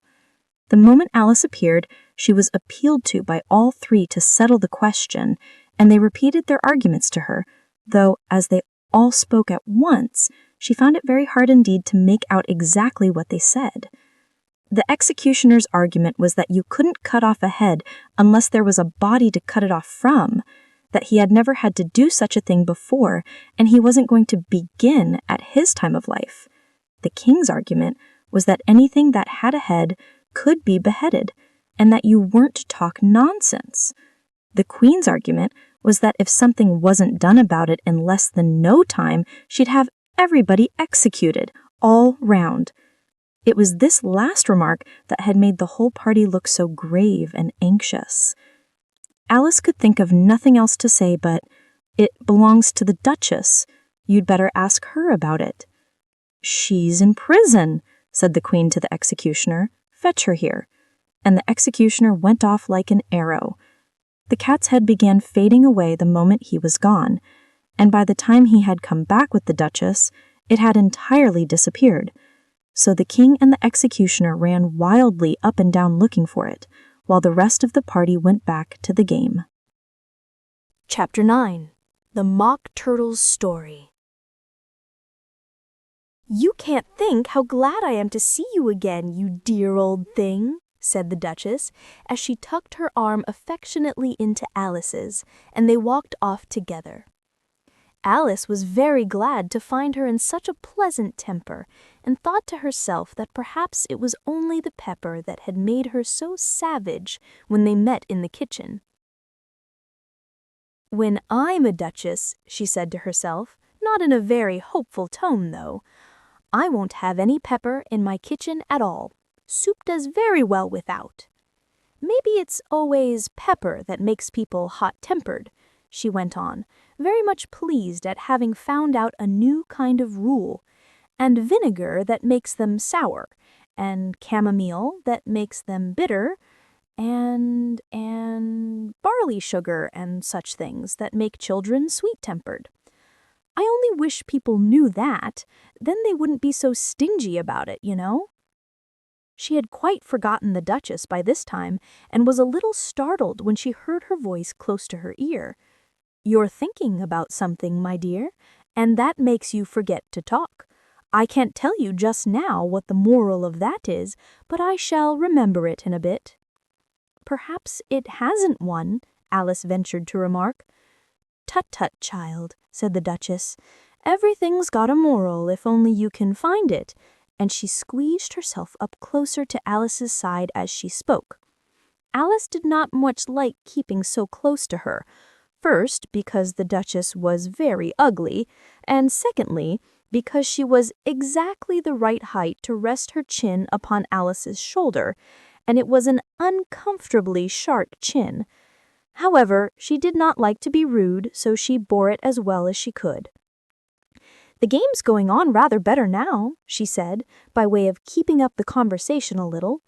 "'Tis so," said the Duchess, "and the moral of that is, 'Oh, 'tis love that makes the world go round.'" "Somebody said that it's done by everybody minding their own business," Alice whispered. "Ah, well, it means much the same thing," said the Duchess, digging her sharp little chin into Alice's shoulder as she added, "and the moral of that is, take care of the sense, and the sounds will take care of themselves." "How fond she is of finding morals in things," Alice thought to herself. "I dare say you're wondering why I don't put my arm round your waist," the Duchess said after a pause. "The reason is that I'm doubtful about the temper of your flamingo. Shall I try the experiment?" "He might bite," Alice cautiously replied, not feeling at all anxious to have the experiment tried. "Very true," said the Duchess. "Flamingos and mustard both bite, and the moral of that is, birds of a feather flock together." "Only mustard isn't a bird," Alice remarked. "Right as usual," said the Duchess. "What a clear way you have of putting things."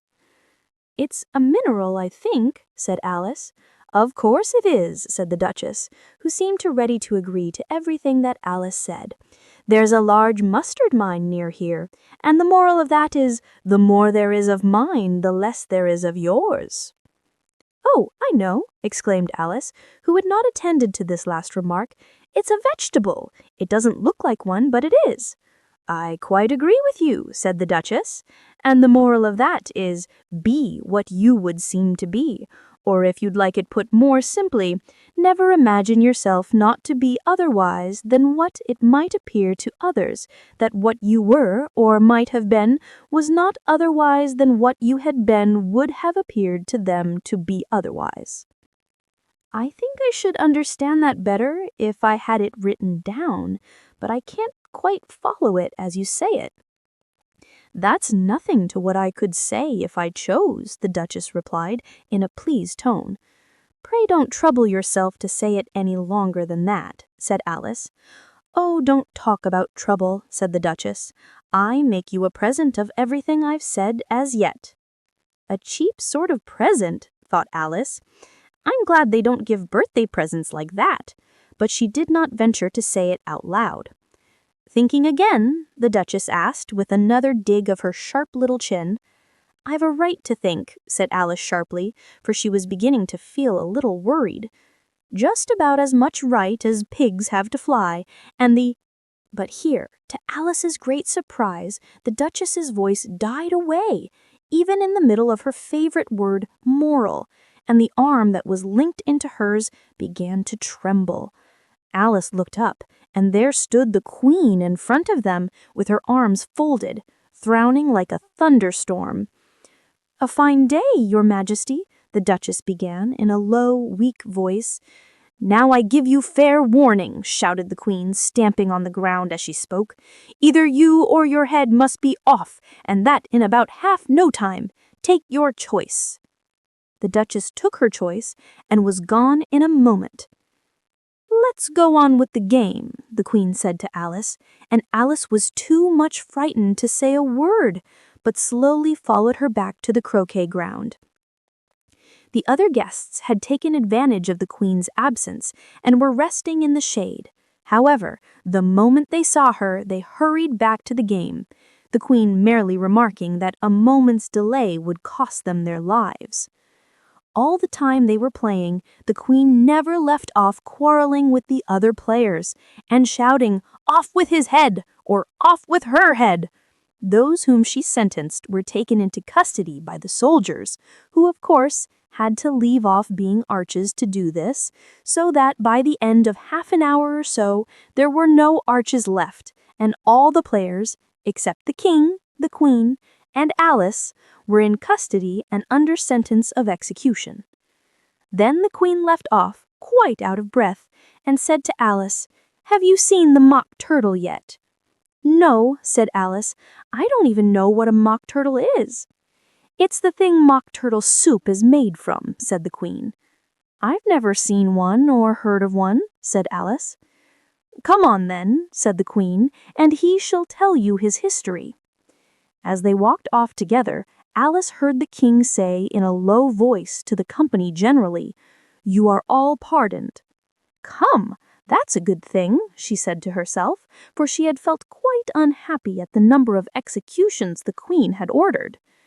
They very soon came upon a griffin lying fast asleep in the sun. If you don't know what a griffin is, look at the picture. "Up, lazy thing," said the queen, "and take this young lady to see the mock turtle and to hear his history. I must go back and see after some executions I have ordered." And she walked off, leaving Alice alone with the griffin. Alice did not much like the look of the creature, but on the whole she thought it would be quite as safe to stay with it as to go after that savage queen, so she waited. The griffin sat up and rubbed its eyes. Then it watched the queen till she was out of sight. Then it chuckled. "What fun," said the griffin, half to itself, half to Alice. "What is the fun?" said Alice. "Why, she," said the griffin. "It's all her fancy that. They never executes nobody, you know. Come on." "Everybody says come on here," thought Alice, as she went slowly after it. "I never was so ordered about in all my life. Never." They had not gone far before they saw the mock turtle in the distance, sitting sad and lonely on a little ledge of rock, and as they came nearer, Alice could hear him sighing as if his heart would break. She pitied him deeply. "What is his sorrow?" she asked the griffin, and the griffin answered very nearly in the same words as before, "It's all his fancy that. He hasn't got no sorrow, you know. Come on." So they went up to the mock turtle, who looked at them with large eyes full of tears, but said nothing. "This here young lady, she wants for to know your history, she do." "I'll tell her," said the mock turtle in a deep, hollow tone. "Sit down, both of you, and don't speak a word till I'm finished." So they sat down, and nobody spoke for some minutes. Alice thought to herself, "I don't see how he can ever finish if he doesn't begin," but she waited patiently. "Once," said the mock turtle at last, with a deep sigh, "I was a real turtle." These words were followed by a very long silence, broken only by an occasional exclamation of "tsk" from the griffin, and the constant heavy sobbing of the mock turtle. Alice was very nearly getting up and saying, "Thank you, sir, for your interesting story," but she could not help thinking there must be more to come, so she sat still and said nothing. "When we were little," the mock turtle went on at last, more calmly, though still sobbing a little now and then, "we went to school in the sea. The master was an old turtle. We used to call him Tortoise." Why did you call him Tortoise if he wasn't one? Alice asked. We called him Tortoise because he taught us, said the Mock Turtle angrily. Really, you are very dull. You ought to be ashamed of yourself for asking such a simple question, added the Gryphon. And then they both sat silent and looked at poor Alice, who felt ready to sink into the earth. At last the Gryphon said to the Mock Turtle, Drive on, old fellow. Don't be all day about it. And he went on in these words. Yes, we went to school in the sea, though you mayn't believe it. I never said I didn't, said Alice. You did, said the Mock Turtle. Hold your tongue, added the Gryphon. Before Alice could speak again, the Mock Turtle went on. We had the best of educations. In fact, we went to school every day. I've been to a day school too, said Alice. You needn't be so proud as all that. With extras? Asked the Mock Turtle a little anxiously. Yes, we learned French and music. And washing? Said the Mock Turtle. Certainly not, said Alice indignantly. Ah, then yours wasn't a real good school, said the Mock Turtle in a tone of great relief. Now at ours, they had at the end of the bill French, music, and washing, extra. You couldn't have wanted it much, said Alice, living at the bottom of the sea. I couldn't afford to learn it, said the Mock Turtle with a sigh. I only took the regular course. What was that? Inquired Alice. Reeling and writhing, of course, to begin with, and then the different branches of arithmetic, ambition, distraction, uglification, and derision. I never heard of uglification, Alice ventured to say. What is it? The Gryphon lifted up both its paws in surprise. What? Never heard of uglifying? It exclaimed. You know what to beautify is, I suppose. Yes, said Alice doubtfully. It means to make anything prettier? Well, then, if you don't know what to uglify is, you are a simpleton. Alice did not feel encouraged to ask any more questions about it, so she turned to the Mock Turtle and said, What else had you to learn? Well, there was mystery. The Mock Turtle replied, counting off the subjects on his flappers.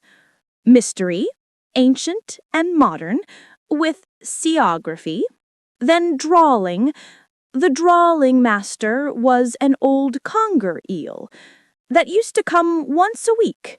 He taught us drawling, stretching, and fainting in coils. What was that like? Alice asked. Well, I can't show it to you myself. I'm too stiff. And the Gryphon never learned it.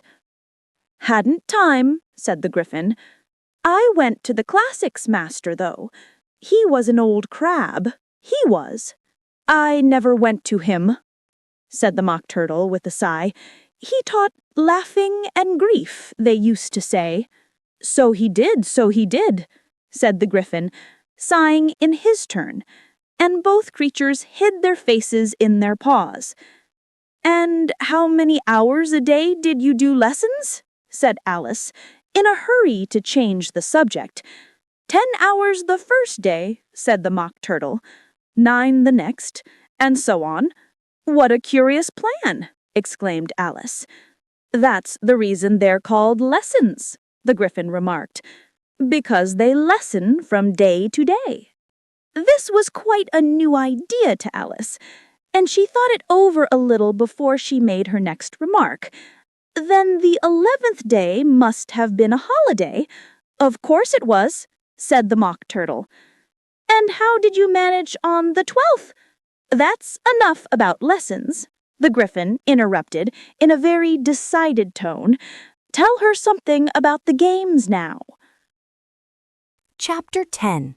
The Lobster Quadrille. The Mock Turtle sighed deeply and drew the back of one flapper across his eyes. He looked at Alice and tried to speak, but for a minute or two sobs choked his voice.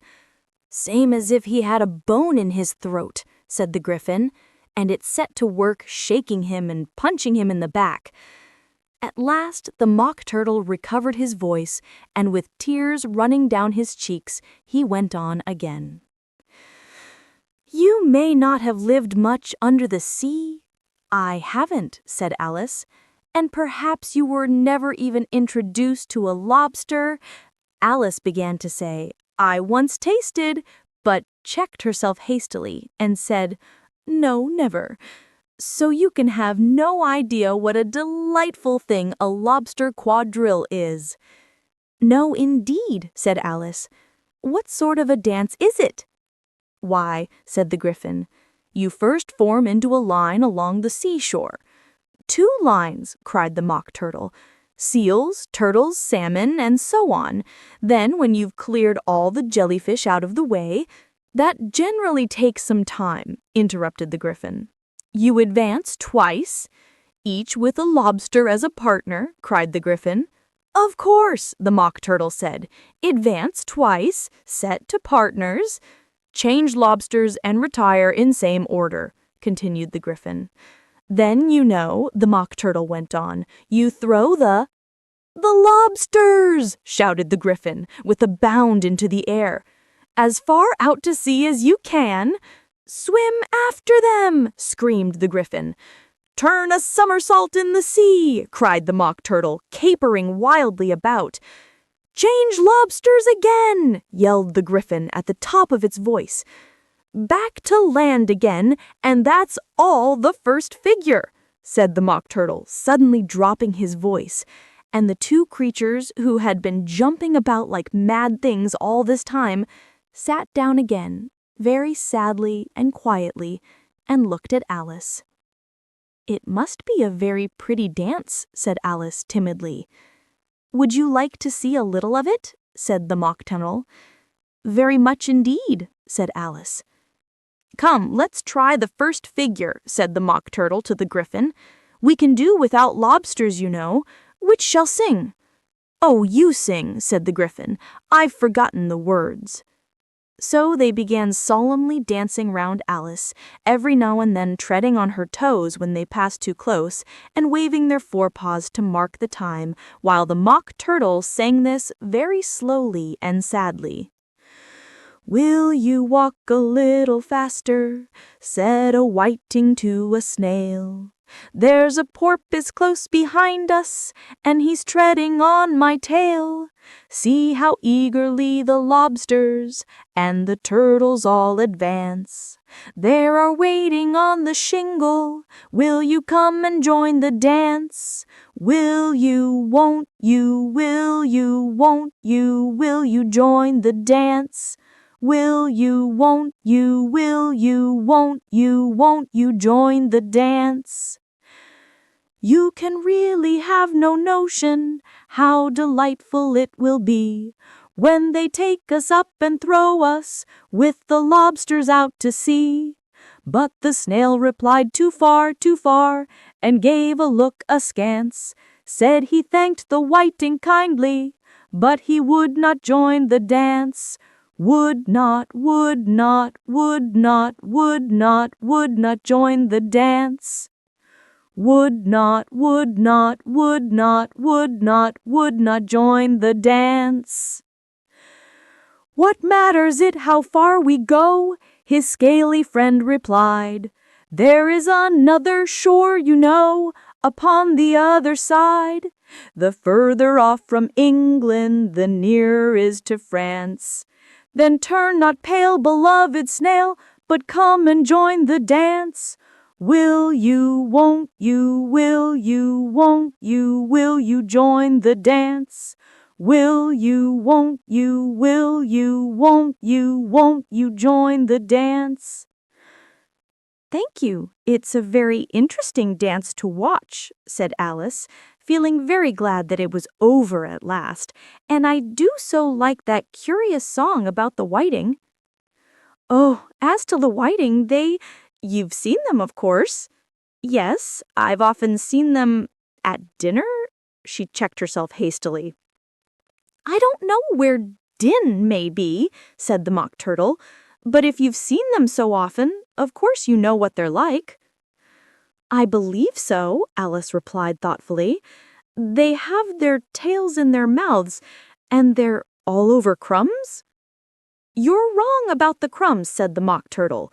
Crumbs would all wash off in the sea.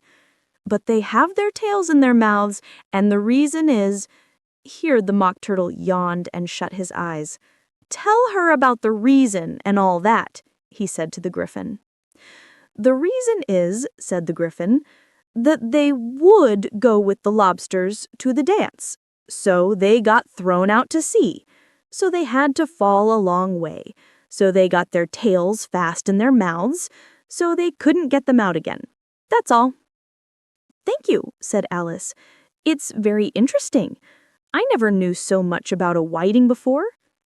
I can tell you more than that if you like, said the Gryphon. Do you know why it's called a whiting? I never thought about it, said Alice. Why? It does the boots and shoes, the Gryphon replied very solemnly.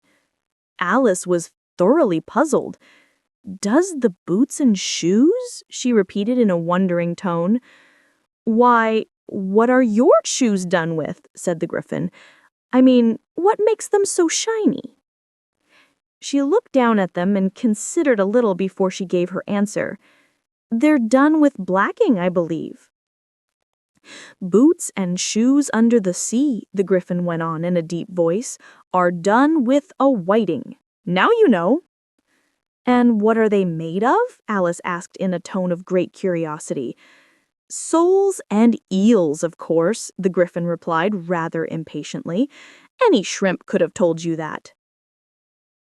If I'd been the whiting, said Alice, whose thoughts were still running on the song, I'd have said to the porpoise, keep back, please. We don't want you with us. They were obliged to have him with them, the Mock Turtle said. No wise fish would go anywhere without a porpoise. Wouldn't it really? Said Alice in a tone of great surprise.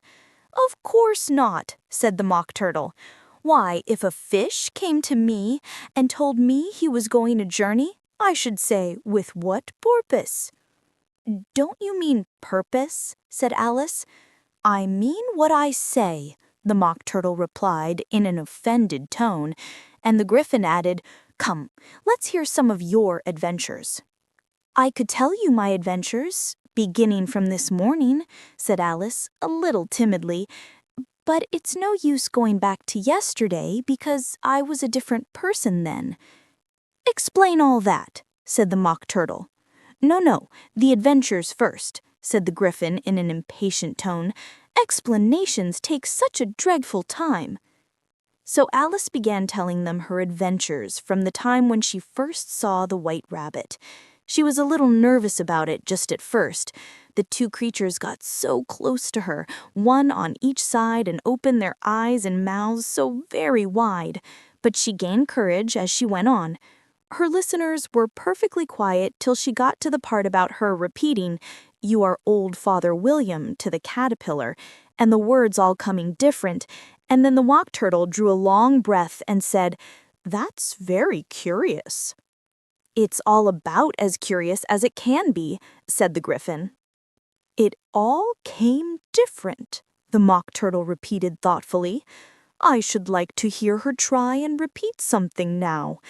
Tell her to begin." He looked at the Gryphon as if he thought it had some kind of authority over Alice. "Stand up and repeat, 'Tis the voice of the sluggard," said the Gryphon. How the creatures order one about and make one repeat lessons, thought Alice. I might as well be at school at once. However, she got up and began to repeat it, but her head was so full of the Lobster quadrille that she hardly knew what she was saying, and the words came very queer indeed. "'Tis the voice of the Lobster," I heard him declare. "You have baked me too brown, I must sugar my hair." As a duck with its eyelids, so he with his nose trims his belt and his buttons and turns out his toes. That's different from what I used to say when I was a child, said the Gryphon. Well, I never heard it before, said the Mock Turtle, but it sounds uncommon nonsense. Alice said nothing. She had sat down with her face in her hands, wondering if anything would ever happen in a natural way again. I should like to have it explained, said the Mock Turtle. She can't explain it, said the Gryphon hastily. Go on with the next verse. But about his toes, the Mock Turtle persisted. How could he turn them out with his nose, you know? It's the first position in dancing, Alice said, but was dreadfully puzzled by the whole thing and longed to change the subject. Go on with the next verse, the Gryphon repeated impatiently. It begins, I passed by his garden. Alice did not dare to disobey, though she felt sure it would all come wrong, and she went on in a trembling voice.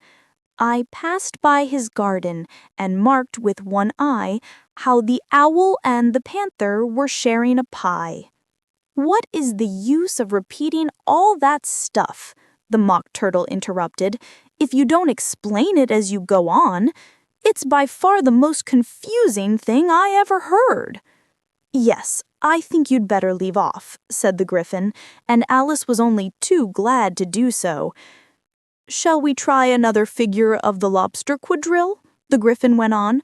Or would you like the Mock Turtle to sing you a song? Oh, a song, please, if the Mock Turtle would be so kind, Alice replied so eagerly that the Gryphon said in a rather offended tone, no counting for tastes. Sing her turtle soup, will you, old fellow? The Mock Turtle sighed deeply and began in a voice sometimes choked with sobs to sing this. Beautiful soup, so rich and green, waiting in a hot tureen. Who for such dainties would not stoop? Soup of the evening, beautiful soup. Soup of the evening, beautiful soup. Beautiful soup. Beautiful soup.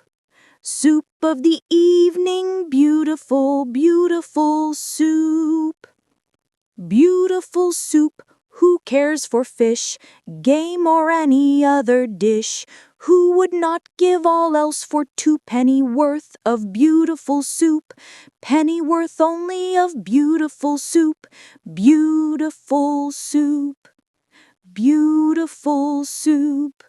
Soup of the evening, beautiful, beautiful, beautiful soup. Chorus again, cried the Gryphon, and the Mock Turtle had just begun to repeat it when a cry of "The trial's beginning" was heard in the distance. Come on, cried the Gryphon, and taking Alice by the hand, it hurried off without waiting for the end of the song. What trial is it? Alice panted as she ran, but the Gryphon only answered, Come on, and ran the faster, while more and more faintly came carried on the breeze that followed them the melancholy words, Soup of the evening, beautiful, beautiful soup. Chapter 11. Who Stole the Tarts? The King and Queen of Hearts were seated on their throne when they arrived, with a great crowd assembled about them, all sorts of little birds and beasts, as well as the whole pack of cards. The knave was standing before them, in chains, with a soldier on each side to guard him. And near the king was the white rabbit, with a trumpet in one hand and a scroll of parchment in the other. In the very middle of the court was a table with a large dish of tarts upon it. They looked so good that it made Alice quite hungry to look at them. I wish they'd get the trial done, she thought, and hand round the refreshments. But there seemed to be no chance of this, so she began looking at everything about her to pass away the time. Alice had never been in a court of justice before, but she had read about them in books. and she was quite pleased to find that she knew the name of nearly everything there. "That's the judge," she said to herself, "because of his great wig." The judge, by the way, was the king, and as he wore his crown over the wig, look at the frontispiece if you want to see how he did it, he did not look at all comfortable, and it was certainly not becoming. "And that's the jury box," thought Alice, "and those 12 creatures," she was obliged to say creatures, you see, because some of them were animals and some of them were birds, "I suppose they are the jurors." She said this last word 2 or 3 times over to herself, being rather proud of it, for she thought, and rightly too, that very few little girls of her age knew the meaning of it at all. However, jurymen would have done just as well. The 12 jurors were all writing very busily on slates. "What are they doing?" Alice whispered to the Griffin. "They can't have anything to put down yet before the trial's begun." "They're putting down their names," the Griffin whispered in reply, for fear they should forget them before the end of the trial. "Stupid things!" Alice began in a loud, indignant voice, but she stopped hastily, for the White Rabbit cried out, "Silence in the court!" and the king put on his spectacles and looked anxiously round to make out who was talking.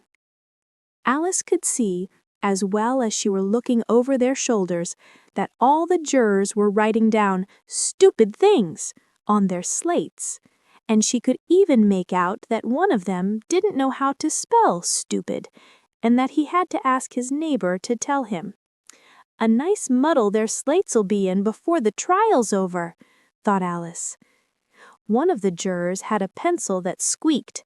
This, of course, Alice could not stand, and she went round the court and got behind him, and very soon found an opportunity of taking it away.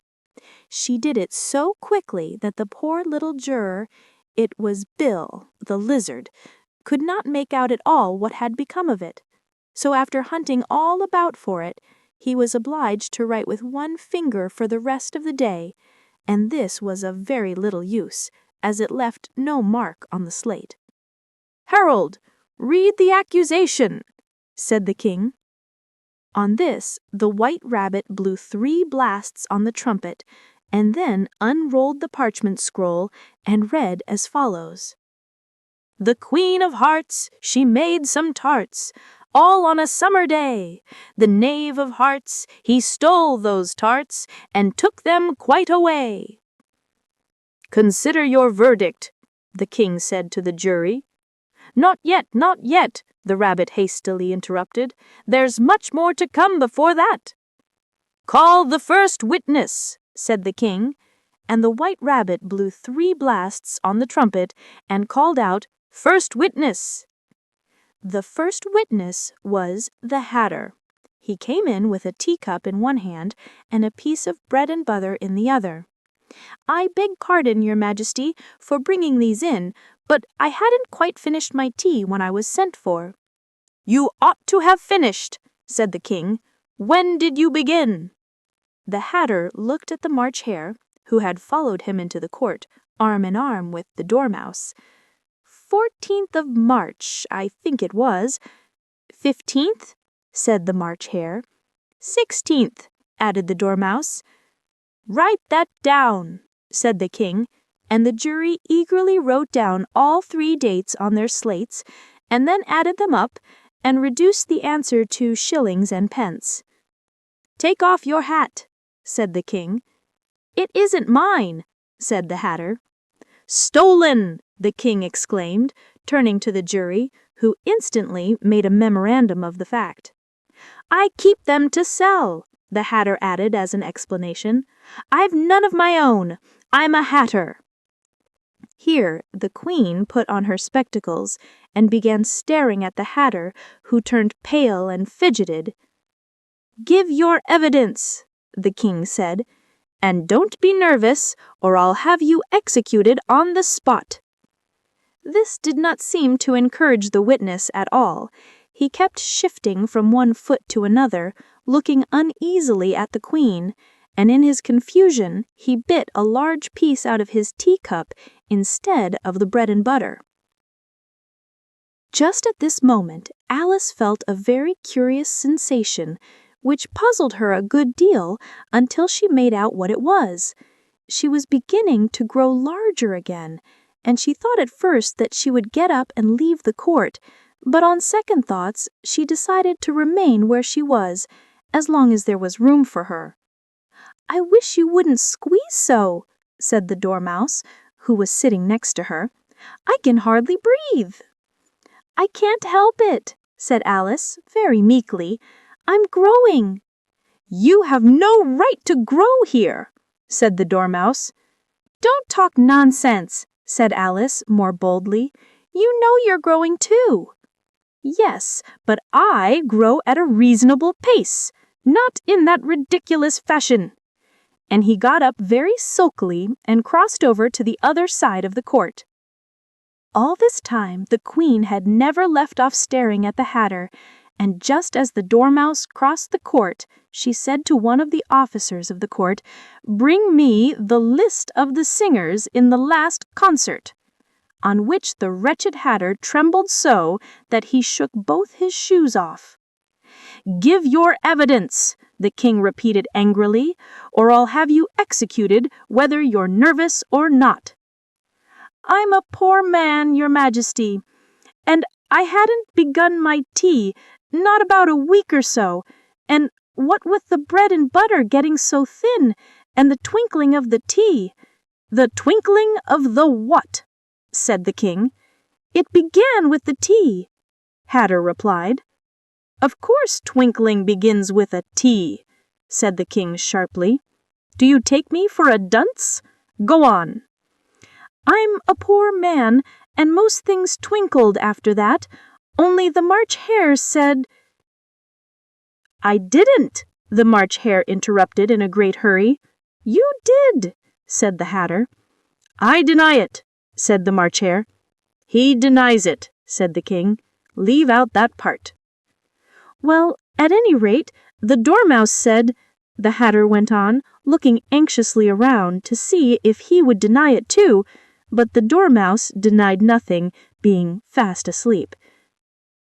"After that, I cut some more bread and butter." "But what did the Dormouse say?" one of the jurors asked. "That I can't remember," said the Hatter.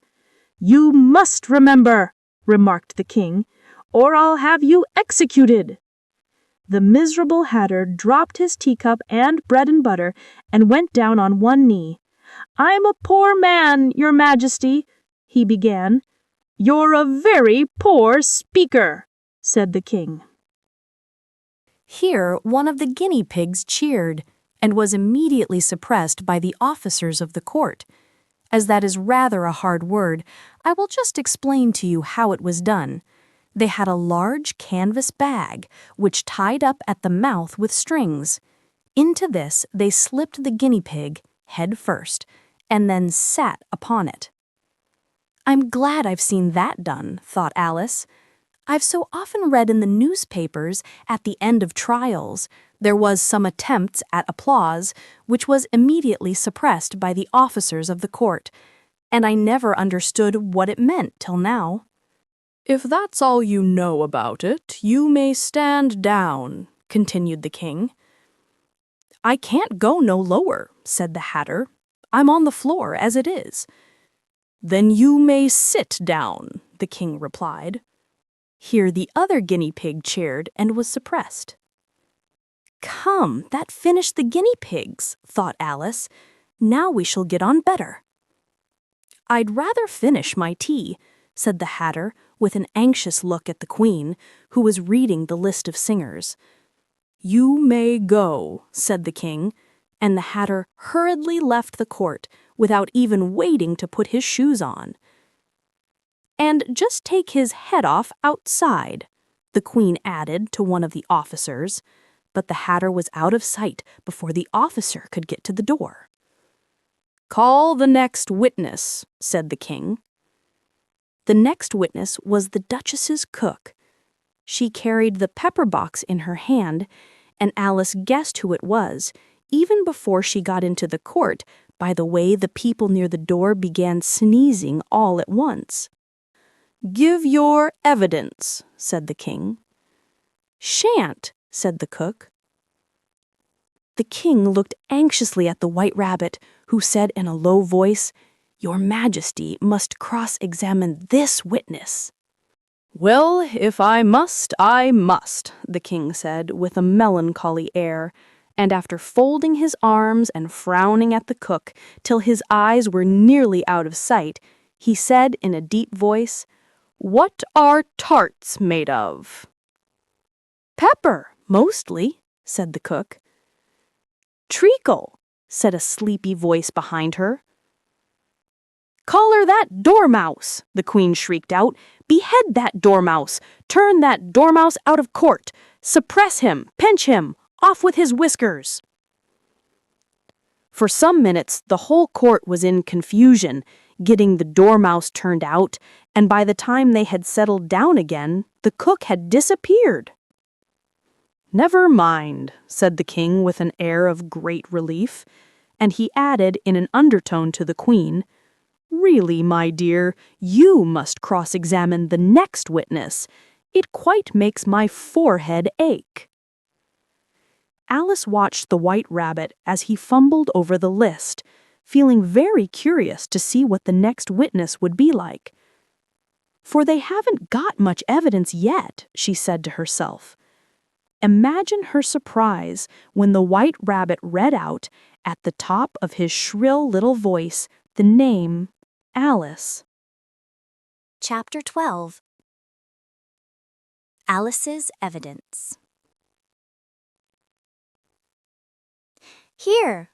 cried Alice, quite forgetting in the flurry of the moment how large she had grown in the last few minutes, and she jumped up in such a hurry that she tipped over the jury box with the edge of her skirt, upsetting all the jurymen onto the heads of the crowd below, and there they lay sprawling about, reminding her very much of a globe of goldfish she had accidentally upset the week before. "Oh, I beg your pardon!" she exclaimed in a tone of great dismay, and began picking them up again as quickly as she could, for the accident of the goldfish kept running in her head, and she had a vague sort of idea that they must be collected at once and put back into the jury box, or they would die. "The trial cannot proceed," said the king in a very grave voice, "until all the jurymen are back in their proper places. All," he repeated with great emphasis, looking hard at Alice as he said so. Alice looked at the jury box and saw that, in her haste, she had put the lizard in head downwards, and the poor little thing was waving its tail about in a melancholy way, being quite unable to move. She soon got it out again and put it right. "Not that it signifies much," she said to herself. "I should think it would be quite as much use in the trial one way up as the other."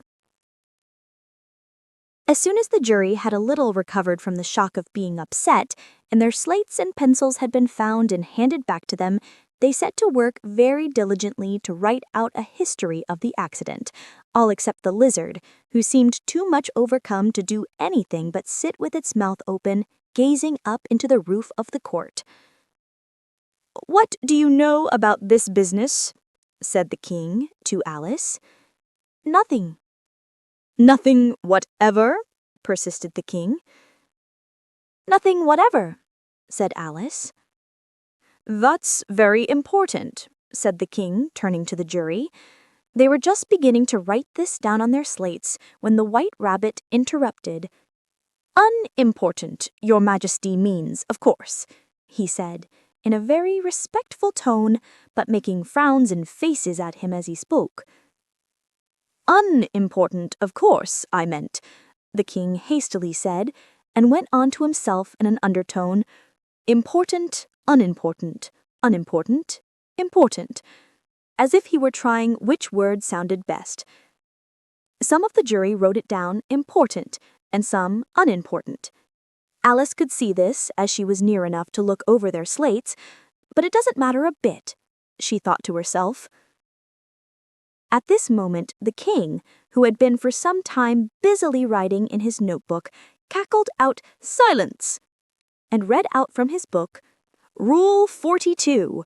All persons more than a mile high to leave the court." Everybody looked at Alice. "I'm not a mile high," said Alice. "You are," said the king. "Nearly 2 miles high," added the queen. "Well, I shan't go at any rate," said Alice. "Besides, that's not a regular rule. You invented it just now." "It's the oldest rule in the book," said the king. "Then it ought to be number 1, said Alice.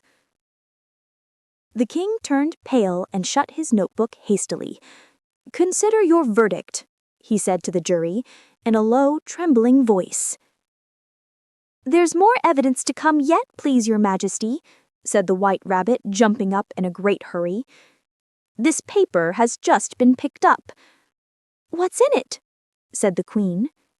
"I haven't opened it yet, but it seems to be a letter written by the prisoner to somebody."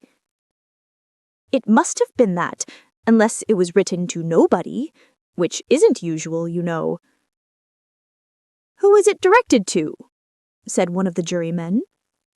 "It isn't directed at all. In fact, there's nothing written on the outside." He unfolded the paper as he spoke, and added, "It isn't a letter after all. It's a set of verses."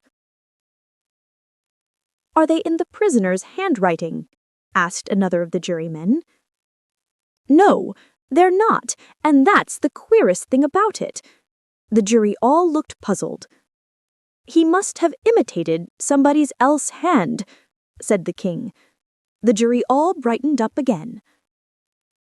"Please, your majesty," said the knave, "I didn't write it, and they can't prove I did. There's no name signed at the end." "If you didn't sign it," said the king, "that only makes the matter worse. You must have meant some mischief, or else you'd have signed your name like an honest man." There was a general clapping of hands at this. It was the first really clever thing the king had said that day. "That proves his guilt," said the queen. "It proves nothing of the sort," said Alice. "Why, you don't even know what they're about." "Read them," said the king. The White Rabbit put on his spectacles. "Where shall I begin, please your majesty?" he asked. "Begin at the beginning," said the king gravely, "and go on till you come to the end. Then stop." These were the verses the White Rabbit read. "They told me you had been to her, and mentioned me to him. She gave me a good character, but said I could not swim. He sent them word I had not gone. We know it to be true. If she should push the matter on, what would become of you? I gave her 1, they gave him 2, you gave us 3 or more. They all returned from him to you, though they were mine before. If I or she should chance to be involved in this affair, he trusts to you to set them free, exactly as we were. My notion was that you had been, before she had this fit, an obstacle that came between him and ourselves and it. Don't let him know she liked them best, for this must ever be a secret kept from all the rest, between yourself and me." "That's the most important piece of evidence we've heard yet," said the king, rubbing his hands. "So now let the jury—" "If any one of them can explain it," said Alice. She had grown so large in the last few minutes that she wasn't a bit afraid of interrupting him. "I'll give him 6 pence. I don't believe there's an atom of meaning in it." The jury all wrote down on their slates, "She doesn't believe there's an atom of meaning in it," but none of them attempted to explain the paper. "If there's no meaning in it," said the king, "that saves a world of trouble, you know, as we needn't try to find any. And yet, I don't know," he went on, spreading out the verses on his knee and looking at them with one eye. "I seem to see some meaning in them, after all. Said I could not swim. You can't swim, can you?" he added, turning to the knave. The knave shook his head sadly. "Do I look like it?" Which he certainly did not, being made entirely of cardboard. "All right so far," said the king, and he went on muttering over the verses to himself. "We know it to be true. That's the jury, of course. I gave her 1, they gave him 2. Why, that must be what he did with the tarts, you know." But it goes on, "They all returned from him to you." "Why, there they are," said the king triumphantly, pointing to the tarts on the table. "Nothing can be clearer than that. Then again, before she had this fit. You never had fits, my dear, I think," he said to the queen. "Never," furiously, throwing an inkstand at the lizard as she spoke. The unfortunate little Bill had left off writing on his slate with one finger, as he found it made no mark, but now he hastily began again, using the ink that was trickling down his face as long as it lasted. "The words don't fit you," said the king, looking round the court with a smile. There was a dead silence. "It's a pun," he added, in an offended tone, and everybody laughed. "Let the jury consider their verdict," the king said for the 20th time that day. "No, no," said the queen. "Sentence first, verdict afterwards." "Stuffin' nonsense," said Alice loudly. "The idea of having the sentence first." "Hold your tongue," said the queen, turning purple. "I won't," said Alice. "Off with her head," the queen shouted at the top of her voice. Nobody moved. "Who cares for you?" said Alice. She had grown to her full size by this time. "You're nothing but a pack of cards." At this, the whole pack rose up into the air and came flying down upon her. She gave a little scream, half of fright and half of anger, and tried to beat them off, and found herself lying on the bank with her head in the lap of her sister, who was gently brushing away some dead leaves that had fluttered down from the trees upon her face. "Wake up, Alice," said her sister. "Why, what a long sleep you've had." "Oh, I've had such a curious dream," said Alice, and she told her sister, as well as she could remember them, all these strange adventures of hers that you have just been reading about. And when she had finished, her sister kissed her and said, "It was a curious dream, dear, certainly, but now run in to your tea, it's getting late." So Alice got up and ran off, thinking while she ran, as well she might, what a wonderful dream it had been. But her sister sat still just as she left her, leaning her head on her hand, watching the setting sun and thinking of little Alice and all her wonderful adventures, till she too became dreaming after a fashion, and this was her dream. First, she dreamed of little Alice herself, and once again the tiny hands were clasped on her knee, and the bright, eager eyes were looking up into hers. She could hear the very tones of her voice, and see that queer little toss of her head to keep back the wandering hair that would always get into her eyes. And still as she listened, or seemed to listen, the whole place around her became alive with the strange creatures of her little sister's dream. The long grass rustled at her feet as the white rabbit hurried by, the frightened mouse splashed his way through the neighboring pool. She could hear the rattle of the teacups as the March Hare and his friends shared their never-ending meal, and the shrill voice of the queen ordering off her unfortunate guests to execution. Once more the pig baby was sneezing on the Duchess' knee while plates and dishes crashed around it. Once more the shriek of the griffin, the squeaking of the lizard's slate pencil, and the choking of the suppressed guinea pigs filled the air, mixed up with the distant sobs of the miserable mock turtle. So she sat on with closed eyes, and half believed herself in Wonderland, though she knew she had but to open them again, and all would change to dull reality. The grass would be only rustling in the wind, and the pool rippling to the waving of the reeds. The rattling teacups would change to tinkling sheep bells, and the queen's shrill cries to the voice of the shepherd boy. And the sneeze of the baby, the shriek of the griffin, and all the other queer noises would change, she knew, to the confused clamor of the busy farmyard, while the lowing of the cattle in the distance would take the place of the mock turtle's heavy sobs.